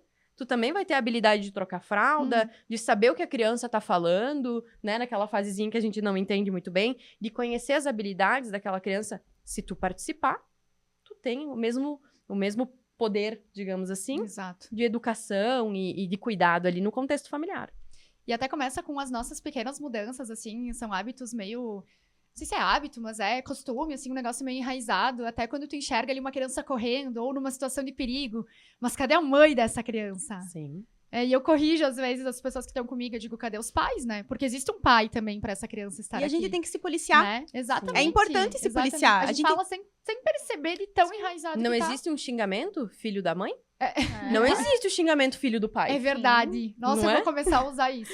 O filho do pai. Exatamente. Não é assim? Não existe o xingamento de filho do pai, existe o xingamento do filho da mãe. Então, assim, a gente começa a entender por aí, né, o quanto a responsabilidade por isso é da mãe. Coisas pequenas, mas que a gente sabe que não são tão pequenas assim quando a gente coloca dentro de um contexto. Isso, quando a gente vai juntando todas as pequenas coisas que se falam, a gente criou uma cultura que coloca a mulher nessa condição de ser sempre a culpada por tudo. E ser ela a responsável pelo cuidado. Daí aí que acontece? Ele chegar na empresa e a hora que tiver que escolher entre um homem e uma mulher, a gente não escolhe pelo currículo. Escolhe pela probabilidade dessa pessoa ter filhos. Então, voltamos sempre àquilo. Temos que mudar a cultura, temos que mudar a educação, temos que nos policiar, né? Temos que pensar que o cuidado dos filhos é de ambos. E aí parte de como que se conversa dentro do relacionamento sobre isso. Qual ajuste estamos fazendo? Por que tem que ser a mulher que cuida dos filhos e não os dois? Por que é a mulher que tem que abdicar do trabalho e não os dois? O homem tem que ter a sobrecarga do prover tudo também, né? Isso é nocivo pra ele também. Exato. Isso. É a falsa esposa troféu, muitas vezes, porque às vezes aquilo é uma sobrecarga pro homem, é uma sobrecarga pra mulher. E a mulher fica sobrecarregada em casa, achando que é a esposa troféu e, na verdade, muitas vezes perde até a sua identidade por deixar uma profissão de lado ou por, né, enfim, embarcar junto aos sonhos do marido. Às vezes o marido tá naquela sobrecarga também, porque não tem com quem dividir e acha que tem que assumir essa posição. E a vida pode ser muito mais leve, né? Sim. Diferente. Compartilhando, né? Do que a gente vê na internet, que dá um... É que isso é uma questão sobre masculinidade, né? E é uma masculinidade tóxica, porque coloca E o frágil. homem nessa condição e tá sempre performando, Exato. performando ser o cara, performando ser forte, performando ser o provedor. Dá um presente, como vocês falaram, que às vezes aquela mulher nem quer aquele presente. E isso não faz Ela sentido quer nenhum. tua presença. O homem não pode chorar, o homem não pode ser sensível. Não, gente, pelo amor de Deus, o homem sofre, o homem tem que ir na terapia, o homem pode sim ganhar menos. E a gente percebe quando se cria esse conceito deturpado de masculinidade que vem muito também dessa machosfera, né? A gente coloca o homem nessa posição injusta em que ele sofre e aí ele se frustra quando ele não atinge isso. Então, muitas violências acontecem quando os homens estão desempregados, né? Isso é um índice muito grande. Existe um formulário de risco que se preenche quando uma mulher sofre violência. Então, ela preenche na delegacia esse formulário de risco. E alguns dos questionamentos é sobre a questão financeira, porque um índice muito grande de violência é quando o homem está desempregado, porque ele perde aquela posição de poder e ele fica mais agressivo. Então, o homem que está com a sua autoestima abalada por conta de não estar performando aquela masculinidade que esperam dele, né? Porque é um homem que fracassou. Né? Então, ele desconta em quem? Na mulher. Ele se torna um homem mais agressivo. Eu não estou dizendo que são todos, óbvio que não, mas estou dizendo de um índice, né? De uma questão que mostra o quanto essa masculinidade é nociva. Não só para as mulheres, porque eles tiram a nossa vida, mas como para eles também, que eles sofrem. Eu volto àquele número que eu digo que os homens são as pessoas que mais cometem suicídios. Porque eles estão sofrendo. Mas eles não buscam ajuda. Isso, e tem que olhar para esse sofrimento, né? E fazer terapia. E ir na psicóloga, né? E se cuidar. Que não é nenhum sinal de fraqueza, pelo Claro que contrário. não, Eu pelo diria até que é um sinal de ser coragem. forte, de coragem. De coragem, com Totalmente. certeza. E quando a gente tá falando sobre... Tu trouxe a questão de se sentir um fracasso, né? A gente para pensar na fragilidade desses homens que muitas vezes precisam performar algo para atingir determinados objetivos e o sofrimento mental que isso também causa, né? Eu acho que se a gente pensar num cenário ideal, a gente pode pensar das pessoas sendo avaliadas por serem pessoas e não por uma questão de gênero. Entende? Onde não interessa que órgão genital tu tem, não interessa... não é sobre isso, é sobre sermos escolha, pessoas. É sobre termos os mesmos direitos dentro de uma empresa, dentro de um relacionamento. É sobre essa criança que está sendo educada pelo pai e pela mãe, ela vai crescer com uma visão de mundo diferente do que aquela que está tendo a mãe majoritariamente. Porque o pai simplesmente se retira dos deveres e das obrigações de pai. Então, o mundo vai ser apresentado de uma outra maneira quando a gente tem os dois papéis dentro desse contexto. Então, as questões de gênero, elas, assim, dentro do mundo perfeito, elas não precisam estar à frente de nada. Elas só vão ser características, como o cabelo loiro, como o cabelo preto, cacheado, liso, uma característica e não determinante para algo. Não é uma fórmula, né? Eu acho que essa que é a questão, é tudo muito em fórmula, é tudo muito... Sabe que é muito engraçado, mas eu comecei a descobrir que existia machismo e que existia esse padrão colocado para homens e mulheres na internet, porque na minha vivência, na minha casa, todo mundo sempre fez tudo, né? Eu sempre morei com os meus pais e avós. E tanto o meu avô paterno como o meu pai, eles sempre fizeram... Até a gente já comentou aqui, compartilhei até com o pessoal aqui do podcast sobre isso. Eles sempre dividiram as tarefas dentro de casa. O pai... É muito comum. Eles só não cozinham, os dois. Se tiver que cuidar da panela, eles cuidam, mas é a única coisa que eles não se arriscam tanto. Mas de resto, se tiver que passar, varrer, né? É muito comum. Sai da mesa, o avô tem 94 anos. Até hoje, ele leva o pratinho dele, ele leva o lixo lá fora. Né? O pai colabora também com a parte dele da casa, né? Não com a mãe, com a parte dele como um adulto funcional. Né? E a minha mãe em contrapartida, também sempre trabalhou. Eu cresci vendo ela trabalhando bastante. E na minha formação isso foi muito importante. Porque quando eu era pequena, ninguém fala, quando eu crescer, eu quero ser publicitária. Pelo menos não falavam, né? Talvez, Quem sabe, né? Agora acho que agora, falam, hoje em dia Samantha. já não seja tão tradicional assim, né? A profissão. Já seja um pouco mais tradicional, quero dizer. Mas eu, quando eu era menor, eu dizia, eu quero ser que nem a minha mãe, que vai pra São Paulo. Porque a minha mãe ia pra São Paulo a trabalho, quando eu era pequena, e eu achava aquilo sensacional. Ela viajava de avião, sabe? Então, inclusive, a gente recebeu a Michelle, indicação até da Clarissa, recebemos ela aqui no Marque Mais, entramos nesse assunto, escolha entre maternidade e carreira, e ela comentou que ela sempre trabalhou, ela sempre teve a carreira dela, e quando os filhos eram pequenos, enfim, teve uma oportunidade profissional que ela deixou eles, né, em casa, enfim, com o pai, para poder fazer, e ela disse assim, que a importância deles crescerem, sempre enxergando a mãe deles trabalhando, sabe? E eu trago isso pra mim, assim, então... Enfim, inclusive no Natal, até nesse último Natal agora, é sempre uma sobrecarga pra mulher, né? Natal. Que a mulher, ela... Além, né, eu vou fazer a minha unha, vou fazer isso, a roupa que vou usar, a roupa que os filhos vão usar, os presentes que sobra pra ela comprar, a ceia para organizar, sempre muitas coisas. E a limpeza depois depois da ceia. E a pré-ceia, né? Porque Isso. tem E a aquele momento que pré-ceia, todo mundo quer deixar tudo organizado pra ceia. E a gente sabe que sempre é uma sobrecarga, assim, Sim. feminina, principalmente, né? Sim. E no último Natal, quando a gente finalizou, enfim, a ceia, quem foi pra louça foi o meu pai, sem ninguém falar nada, sem... Assim, numa atitude muito natural. Ele levantou e foi lá e estava lavando os pratos. E aquilo se torna, assim, um pouco um evento, sabe? E eu acho muito engraçado, porque as mulheres sempre estão nessas posições. E muitas vezes eu cometia isso. Eu vou filmar, olha que lindo meu pai passando a minha roupa. E a minha mãe disse, nossa, passei tua roupa Aplausos. todos os outros dias da semana. Sabe? E que eu acho que vem, assim, desses lugares que a gente vai meio que sem querer, até sem perceber essas coisinhas pequenas. É o clássico colocando de nas ver. caixinhas. É o clássico de ver o pai com uma criança na pracinha. Ai, que pai paizão. maravilhoso. Ai, mas nossa, mas teu marido é maravilhoso, né? Ele tá em casa com as crianças agora, nesse momento. Aham. Sim, mas o que é esperado? São deles também, né? Sim, eu não fiz sozinha, estamos aqui, ele sai muitas vezes, eu fico. Assim, naturalmente esses papéis vão acontecendo. Então, lá em casa é o seguinte, né? É o momento da faxina. São os 4 envolvidos pra isso. É eu, ele e as meninas. Juntos, a gente só não coloca o cachorro porque ele ainda não tem função específica. Mas é desse lugar. Não, a casa é nossa. Sim. Todos iremos cuidar. E parece básico, né? Pois Assim, é, né? Deveria ser o mínimo. Estamos todos cuidando do local em que a gente vive. Então, acho que é desse lugar, de tentar Exatamente. naturalizar um pouco isso, assim. E trazer esse espaço. Acho que também cabe a nós darmos espaços para eles entrarem nos Claro. cuidados. Porque também tem isso. A gente também fecha, assim, não, mas aqui tem que ser do meu jeitinho. Eu vou lavar do meu jeito, né? Eu vou fazer da minha maneira. Não, peraí. Ele vai ter a maneira dele, que não é a minha, mas é a dele. Vai estar feito. Então, dar esse espaço para que eles também circulem nas funções que até então eram vistas como nossas, assim. E falar Exatamente. sobre isso, né? É importante a gente falar sobre isso Muito agora. importante. A gente tem que naturalizar e a gente tem que pensar que é uma quebra de conceitos e óbvio que muitas vezes vai ser desconfortável, Claro. né? E vai ser desconfortável, de repente, para os nossos pais, para os nossos tios, os parentes verem que os nossos relacionamentos já são diferentes, né? E a gente tem que se policiar.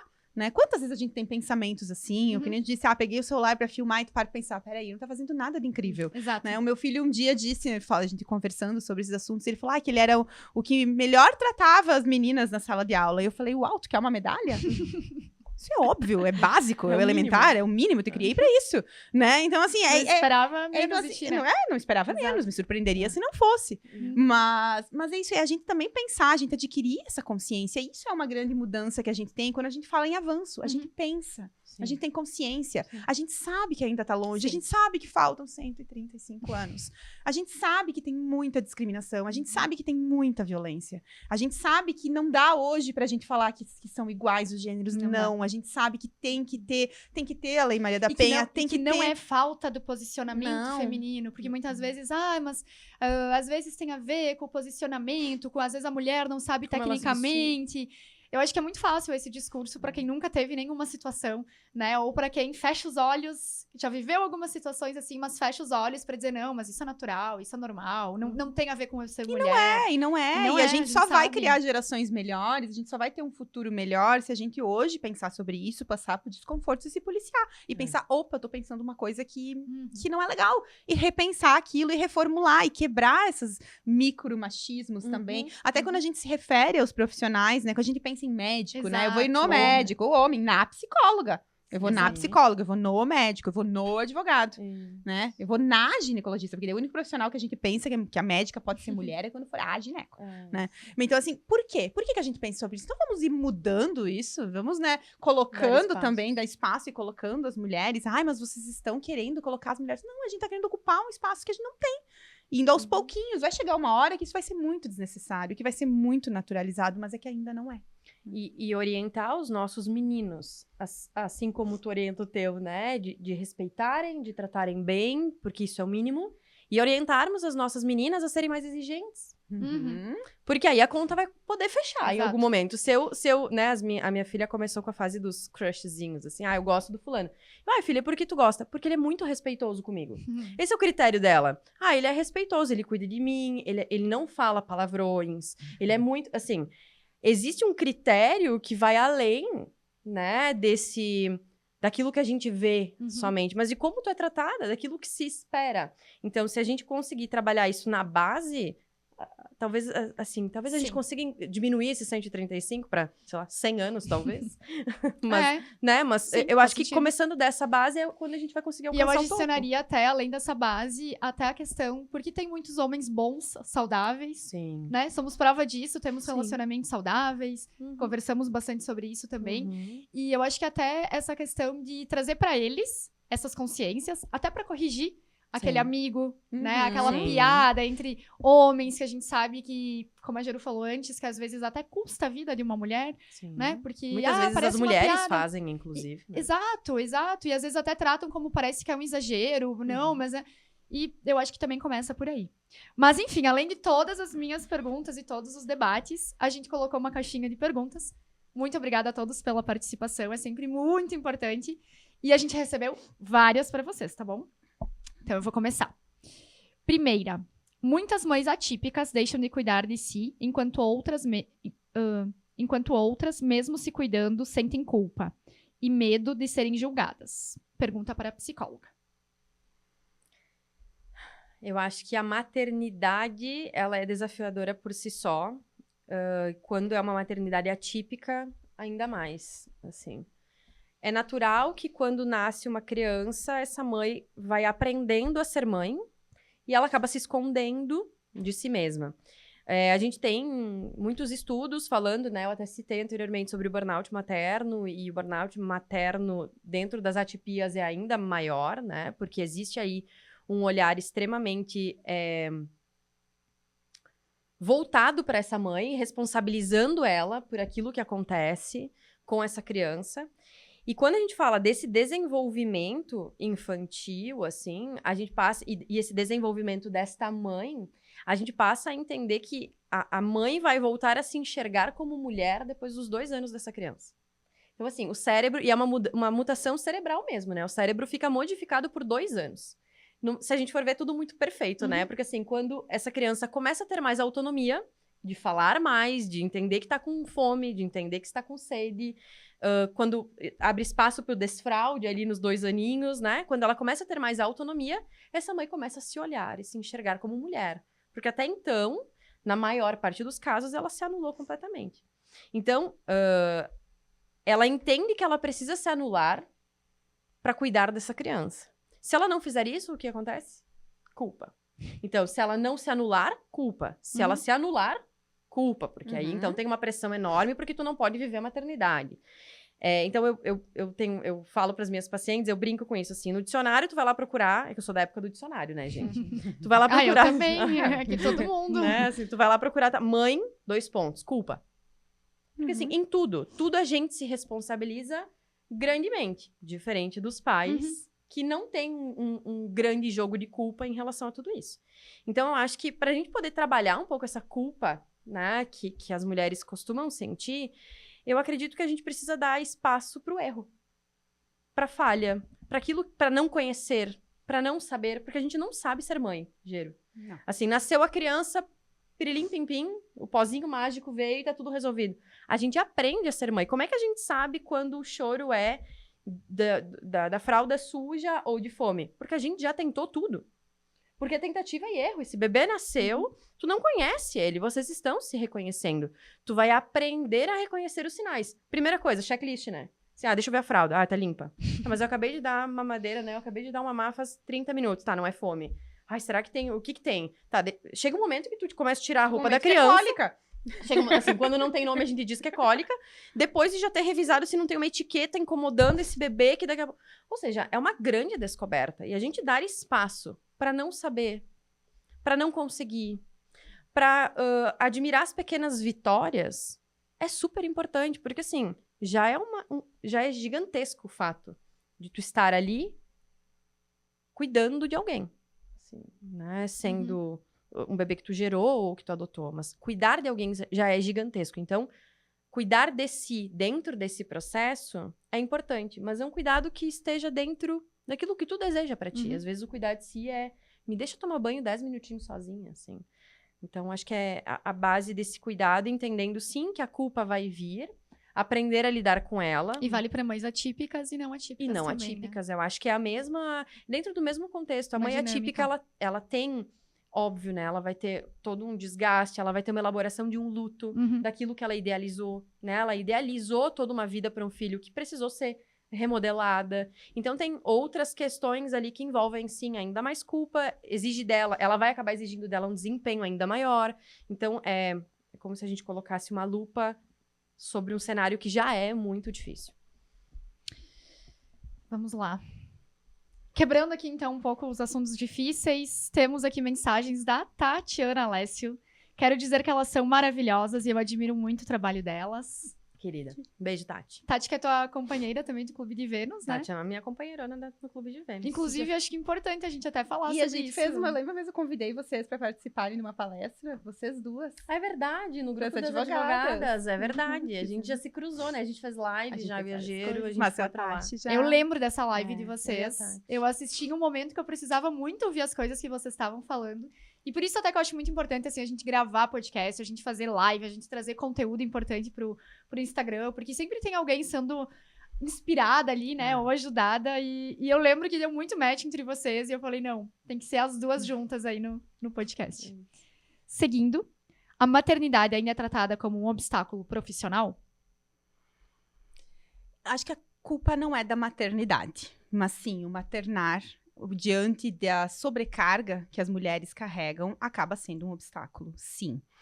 Como eu disse, não tem, a questão não é sobre ter filhos, sobre os filhos estão impedindo um progresso, mas como a sociedade lida com isso e o quanto se espera que as mulheres ajam depois que elas têm filhos. Quando a gente exonera o pai da responsabilidade e a gente transfere todo o cuidado para a mulher, óbvio que essa mulher vai estar afastada do mercado de trabalho, é óbvio que essa mulher vai ter um prejuízo, porque acaba que a caminhada é desigual. Então, quando a gente fala também de mães atípicas, aonde está este pai? Por que essa mulher está sentindo tanta culpa? Por que essa mulher está tão sobrecarregada? Se esse pai estiver presente, se esse pai estiver dividindo essa carga, se esse pai estiver dividindo os tratamentos, as consultas, as terapias, essa mulher não vai ficar tão sobrecarregada, né? Claro, de repente vai pensar, mas daí este homem não vai poder progredir tanto na carreira. Ok. Então, quem sabe se os homens também não conseguirem progredir tanto na carreira como as mulheres, a gente não vai estar mudando o mercado de trabalho? A gente não vai estar olhando de forma mais igual para ambos? A gente não vai estar pensando em soluções? Porque quando os homens são afetados, a gente pensa em soluções. Né? Então, quando a gente pensa também, por exemplo, na licença maternidade, hoje são 120 dias, pode ser prorrogada para 180 dias, no caso das empresas cidadãs, né? Os homens têm uma licença maternidade muito menor, licença paternidade, perdão, muito menor. É um avanço a gente ter conseguido aumentar para 20 dias agora, que vai ser progressivo esse aumento? É um avanço. Mas por que só 20 dias? Por que não ter uma licença igualitária? Mas vai ter um prejuízo muito grande nas empresas. Mas quem sabe a gente repensa o nosso modelo de trabalho? Quem sabe aí o planejamento familiar vai ser diferente? Quem sabe ali os dois vão conversar mais sobre ter filhos? Vão se programar melhor sobre essa escolha profissional? Então, a gente tem que pensar sobre isso. Óbvio, é desconfortável falar sobre isso. Porque é muito confortável a gente pensar que a mulher vai ficar aqueles 120 dias em casa, né? Que o homem vai trabalhar, vai chegar em casa no fim do dia, às vezes ele vai dizer que ele tá cansado, e a mulher vai continuar fazendo serviço doméstico, vai cuidar do filho e tal. Quando a mulher volta daqueles 120 dias, ela é demitida, né? Ou então ela tá com o filho embaixo do braço, como que ela vai performar na carreira? Ou ela vai ter esses pensamentos, eu não vou assumir esse cargo no Rio de Janeiro porque eu tenho meus filhos para cuidar. Mas a partir do momento que a gente tem uma presença paterna que assume a responsabilidade, porque a criação dos filhos é uma responsabilidade familiar, né? Então, os dois vão poder pensar se vão ir para outro estado ou se não vão. Vamos pensar em conjunto. Então, hoje, na situação que nós nos encontramos, no formato que a gente vive, sim, a maternidade sobrecarrega, sim, a maternidade afeta e retira as mulheres do mercado de trabalho. Como que a gente soluciona? Com políticas públicas, elegendo mulheres também para pensar em políticas públicas, com combinados familiares, porque não combinar sobre isso antes de entrar no relacionamento? Vamos falar sobre carreira na hora que a gente pensa em ter filhos? Né? Estamos os dois cursando a faculdade, de repente são colegas ali, os dois prosperam, opa, vamos ter um filho, por que a mulher vai ficar em casa? Ou como que vai ser nessa licença maternidade? Né? Como que vai ser a participação paterna nisso? Então, penso que é por aí e penso que a gente tem um grande problema para resolver na sociedade, porque retirar as mulheres, são mais da metade da população do mercado de trabalho, a gente sabe que somos uma massa muito importante de trabalho, né? Acaba que empurra as mulheres para a informalidade também. Né? Então, também são questões que a gente tem que pensar, mas acho que parte, sim, muito de políticas públicas, de se pensar, né, numa forma mais igualitária, de criação dos filhos, pensar a criação dos filhos como uma questão social. Não é só uma responsabilidade do casal, é uma responsabilidade da sociedade, porque que filhos estamos criando também, até porque a presença paterna é muito valiosa. A gente precisa ter os pais criando. Eu digo, não é uma guerra dos sexos. A gente precisa ter os pais participando da criação dos filhos. A gente precisa. E quando eu disse, é um apelo. Eles porque são importantes. São muito importantes. A gente tem que ter. Não só para os filhos, como para toda a família, né? Para aquela mulher, para aquele casal viver junto essa experiência. E aí sim, ter esses combinados, ter essas conversas. Excelente. Inclusive, tu já respondeu, acredito que essa outra pergunta, que qual mudança teria mais impacto imediato nas empresas? Talvez vá muito de encontro com o que tu falou aqui. E tem uma coisa que me incomoda profundamente, que é o quanto homens e outras mulheres também, em outras realidades, porque às vezes tu vive uma realidade em que o marido é provedor, ou é participativo, ou é, né, enfim, pai presente, um marido presente, mas nem todas as mulheres têm a mesma realidade que tu. E aí me incomoda profundamente quando outras pessoas querem falar sobre, não, mas tu tem que ter filhos, mas tu tem que isso, tu tem que aquilo. E por que a gente não tá preocupado em ensinar que os homens têm que assumir os filhos, né? Que os homens têm que estar...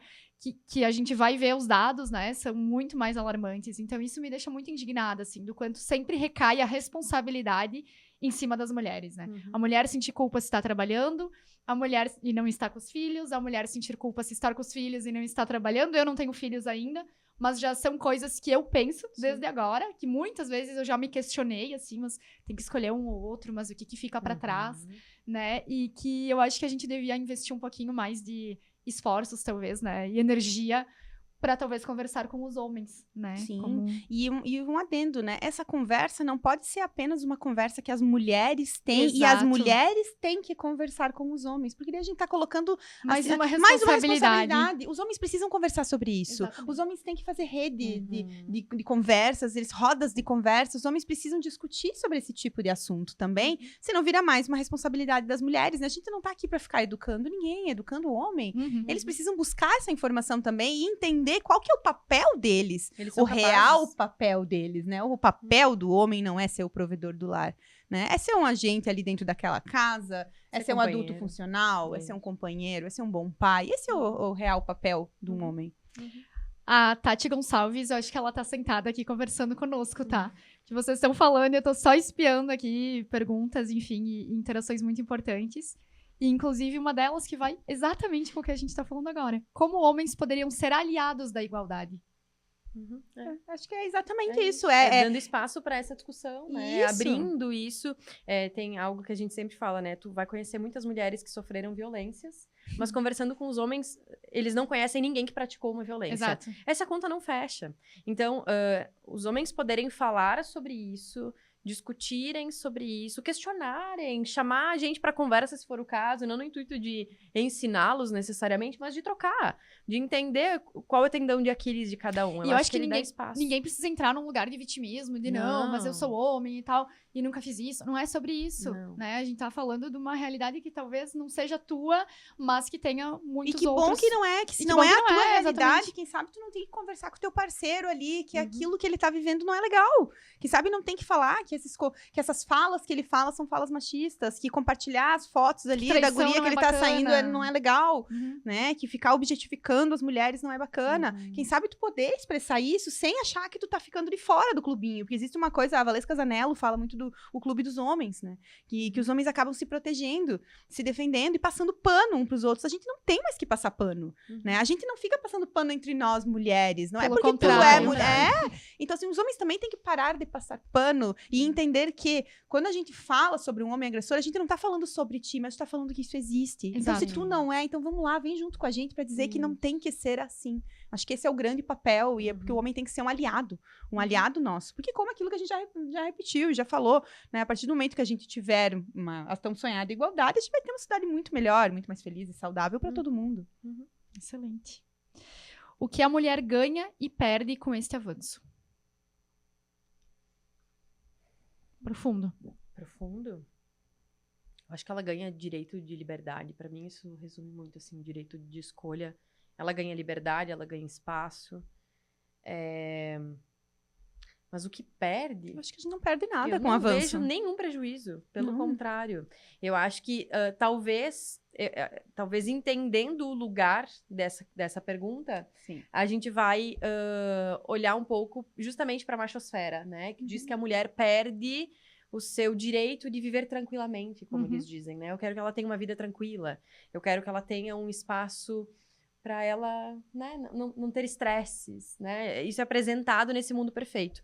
Mas olhando para a realidade, para os dados, ela só tende a ganhar. Não vejo nenhum prejuízo. E não vejo que nem os homens tenham, né, a perder alguma coisa. Pelo contrário. Pelo contrário. Eles assim. também vão ganhar. Eles vão ganhar espaço, tranquilidade, né? Tirar o peso das suas costas. Também tendo o direito de não precisar ser esse provedor, de não precisar estar assumindo um papel. Até pra deixar uma coisa muito clara, que a luta feminina, ela não é uma guerra contra. Não, jamais. Mas o machismo, ele é uma guerra contra as mulheres. Sim. Então, acho que isso tem que ficar muito claro, assim, né? E pra gente finalizar, uma mensagem da nossa amiga, Gabi de Vila, pra Gero. Parabéns, Gero, pela excelente colega. E perguntar a ela se ela vê uma nova masculinidade à vista. Uma nova geração de homens. Ou, infelizmente, se ela acha que precisamos evoluir muito ainda para a igualdade e respeito entre homens e mulheres. Eu acho que a gente precisa evoluir muito ainda. Mas eu tenho esperança. Eu tenho esperança nos jovens. Mas eu acho que isso parte muito da educação. Disso que a gente está fazendo agora. Dos pais terem essa consciência de que precisam ser diferentes. Né? A gente vive um espelho, né? Os filhos estão em casa vendo como são as relações. Como que a mulher está dentro do lar. Se a mulher é só aquela que está ali lavando a louça enquanto o pai está vendo televisão. Ele vai reproduzir isso depois. Ele vai reproduzir os gritos, as discussões. Ou ele pode reproduzir um relacionamento saudável em que ambos são participativos, em que a mãe está do lado de fora trabalhando, em que o pai também está e que estão juntos. Então, a partir do momento que a gente enxergar o exemplo e a gente poder entrar com esse assunto cada vez mais e normalizar isso tudo, a gente vai ter um avanço. Obviamente, a gente já vê muitos jovens pensando diferente. A gente vê uma geração, né, que está evoluindo, sim. Mas a gente vê muito ainda o que tem a melhorar. Esse movimento Red Pill, a machosfera atingiu muito cheios jovens. Muito, principalmente os meninos. Né? A gente percebeu as meninas progredindo muito, as meninas dizendo que não querem mais e se posicionando. E a gente vê os meninos se sentindo acuados. Então, a gente tem que conversar com os meninos. Como a Cissa falou, a gente precisa falar para as meninas como se proteger. A gente tem que falar para os meninos como lidar com a frustração. Então, quando a gente conseguir chegar nessa temática, quando a gente conseguir mostrar que não estamos duelando, né? Que ninguém tá querendo ser superior ao outro. A gente só quer poder ter os mesmos direitos. A menina só quer poder brincar no pátio da escola também. Ela não precisa ficar sentada nas bordas, né? Ela também quer vestir a roupa que ela quer. Ela também quer sair da festa e poder ir a pé para casa, porque o menino pode ir. A gente vai estar encontrando a igualdade. Então, eu tento ser positiva. Eu tento ser uma positiva, de repente, com ressalvas, né? Assim, uma positiva realista, né? Eu entendo que tem muito que a gente avançar ainda, e parte, sim, da educação, e a gente já avançou. A gente não pode dizer que não. Sim. Nós avançamos. A gente consegue ter essa conversa dentro de casa. Uma vez era inconcebível a gente falar sobre isso em casa, né? Eu não tive essa conversa dentro de casa, de dizer quais que eu podia ser o que eu quisesse, ou que os meninos têm que ir. A gente pode falar isso, a gente pode falar agora. A gente entra nas escolas para falar sobre isso. Ainda é muito tímido, mas a gente entra nas escolas para falar sobre isso. Quando a gente palestra lá em Caxias do Sul, nas escolas, a gente não fala diretamente sobre violência. A gente fala sobre relacionamentos saudáveis. É uma forma sutil de entrar com essa temática que é espinhosa, né, e desconfortável. Então, a gente fala como que eles devem se relacionar, o que que é aceitável, o que que não é, o que é o poder do não. Isso é muito importante. Né? Então, a gente fala sobre isso e eles vão entendendo porque eles já estão começando a se relacionar, né? Cada vez mais cedo se relacionam. Então, se pudessem entenderem que ciúme não é legal, né? Que controle não faz bem, né? E que tudo isso pode levar a uma violência, a gente tá no caminho. E eu acho que é isso, é diálogo, é compreensão, é entender que o mundo muda, é entender que não é mais aceitável e que a gente não pode voltar àquele lugar. Quando dizem, era melhor como era antes. Como era antes? Mas porque na época dos meus avós, os relacionamentos duravam. A que custo? Né? A que custo? Eu acho que parte disso. Antigamente não tinha ansiedade, né? A gente escuta muito. Não tinha ou não tinha um nome para isso, né? Porque óbvio que havia sofrimento. Óbvio que havia burnout. Se a gente for ver, a expectativa de vida, ela vem aumentando por qual motivo? Porque a qualidade de vida vem melhorando, a gente vem tratando as coisas mais na sua origem. Muito mais do que era antigamente. Então, olhar para tudo isso, e eu entendo muito que a educação é o que vai fazer a gente melhorar.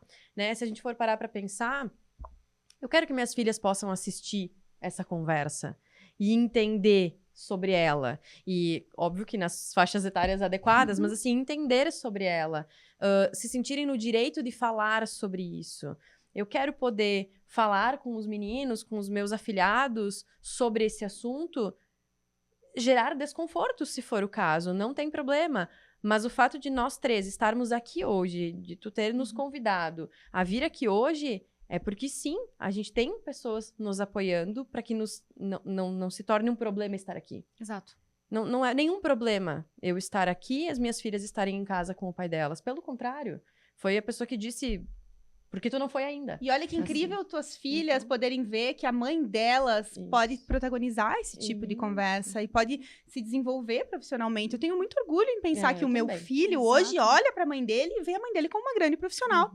E vê a mãe dele que ocupa espaço, vê a mãe dele que apareceu na televisão, a mãe dele que dá entrevista.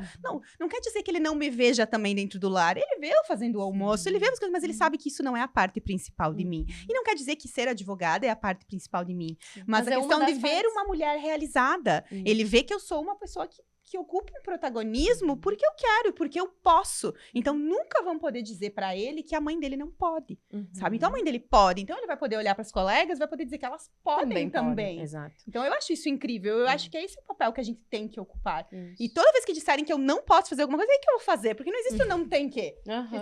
Tem. A gente vai dar um jeito entre trancos e barrancos e a gente vai conseguir. Eu acho que isso que as mulheres precisam também compreender. E entender que muitas vezes, né, quando eu estava me organizando pra vir pra cá, a minha filha tava chorando, assim, mamãe não queria que você fosse, fica aqui comigo.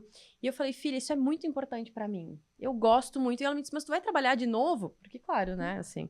E eu disse, filha, trabalhar é muito legal. Eu gosto muito de trabalhar. E é muito importante pra mim. Eu me sinto viva quando eu faço isso. E ela ficou me olhando. Não entendi, mãe, como é se sentir viva? Eu falei, é a mesma sensação que tu tem quando tu tá fazendo uma brincadeira e tá muito empolgada com aquilo. Quando tu sobe nos tecidos que ela gosta e faz as acrobacias. E ela disse, entendi, então trabalhar é igual a brincar e se divertir muito? Eu falei, pra mim é. Pra mim trabalhar é muito legal. Então, a gente colocar o espaço de trabalho não como uma competição à maternidade, mas um espaço pra gente habitar e ser feliz nisso é fundamental, né? Isso torna, sim, a gente capazes de chegar aonde quer que a gente queira. Excelente. Uau. Fiquei até emocionada ouvindo vocês. Pra gente finalizar, eu queria que vocês deixassem, assim, podem até olhar pra câmera, olhar pras empresárias e principalmente pros empresários que nos assistem. Eu acho que a gente tem que ter essa fala para os homens que empreendem ou que pretendem empreender. E eu queria que vocês deixassem um conselho, uma dica, enfim, ideias de como melhorar essas situações, né, nas empresas, ou como que eles podem colaborar para que a gente diminua um pouquinho desses dados que eu li ali no início, né, e que torne ali o ambiente de trabalho um pouquinho melhor para as mulheres. Eu acho que os empresários e as empresárias têm que olhar para as potencialidades das mulheres. A gente tem que olhar mais para currículo, mais para experiência, e não tanto pelo fato de serem mulheres e que podem virem a ser mães e que possam ter algum prejuízo. As mulheres têm muito a acrescentar nas empresas. Nós somos muito competentes. Nós temos muitas habilidades. A gente precisa de oportunidades e a gente precisa de uma forma em que seja garantido que a gente possa se desenvolver. Porque quando as mulheres se desenvolvem, elas entregam muito e as empresas crescem muito. E para as mulheres, elas precisam ter autonomia. Eu acho que essa é a palavra-chave de toda a conversa. Para mim, é a questão de ter autonomia. Autonomia financeira, ter informação, é buscar essa informação. Né? E entender que ter autonomia é ter o direito de escolha e é ser livre, é ter liberdade, é decidir permanecer se quiser, é decidir fazer o que quiser, é decidir continuar ocupando esse cargo se quiser, né? Decidir permanecer nesse relacionamento se quiser, porque a partir do momento que a gente tem autonomia, a gente escolhe sair e a gente escolhe ficar. Eu acho que para mim é isso. Eu acredito que quando a gente fala com os empresários, a gente precisa entender que a mulher ela tem que ter o direito de escolha. Não se pode podar ela por ela ser mulher ou por ela estar maternando ou por ela estar gestando. Na dúvida, pergunte. Dê a ela o direito de escolher. Não sei como lidar com essa situação em relação a você. Vamos conversar sobre isso, né? Acho que é vestir o sapatinho da humildade muitas vezes e admitir que não sei lidar com isso. Isso para mim é uma novidade. Como é que a gente pode construir isso aqui dentro desse espaço corporativo, né? E as mulheres se apropriem do direito de escolha, né? Se deem o direito de não querer. Se deem o direito de buscar ajuda. Se deem o direito de dizer que não e de dizer que sim, mesmo quando tu tá se sentindo, talvez, não merecedora daquele lugar, porque o contexto faz a gente se enxergar dessa maneira. Acho que é isso. Ótimo. Alguma mensagem final, algo que ficou pra gente falar? Acredito que entregamos, né? Entregamos. Excelente. Então, eu só quero agradecer a vocês, né, por terem se deslocado hoje, uma noite de chuva, inclusive, né, de tempo ruim, deixado a família em casa, os filhos, para estar aqui conosco. Então, pra gente isso é muito importante. Era um episódio que, desde o início, tem a Sabrina e o William aqui de prova, que eu falava, é muito importante trazer tanto a Gero quanto a Clarissa para cá, pra gente conversar sobre isso. Então, muito obrigada mesmo. Eu aprendo muito nos episódios e hoje, mais uma vez, eu aprendi muito com vocês. Então, muito obrigada por terem topado e por estarem aqui comigo hoje. Obrigada, Sá. Obrigada pela oportunidade de sempre. E a gente tá sempre juntas, tu sabe. É isso. Obrigada pelo convite. É um grande prazer estar com vocês duas, do qual eu admiro e tenho um carinho enorme. Também. Ai, recíproco. Então, como eu acabei de falar, eu aprendo muito aqui nos episódios de Marque Mais e eu espero que vocês também estejam aqui aprendendo com a gente. Então, se tu gostou desse episódio, se ele fez sentido pra ti, deixa teu like, deixa teu comentário, se inscreve no nosso canal. E se ele fez sentido pra ti ou tu sabe que tem mais alguém que vai gostar, encaminha também pra essa pessoa. O Marque Mais tá só começando e a gente tem muita conversa boa pela frente sobre marcas e empreendedorismo. Eu te vejo no próximo episódio. Até lá!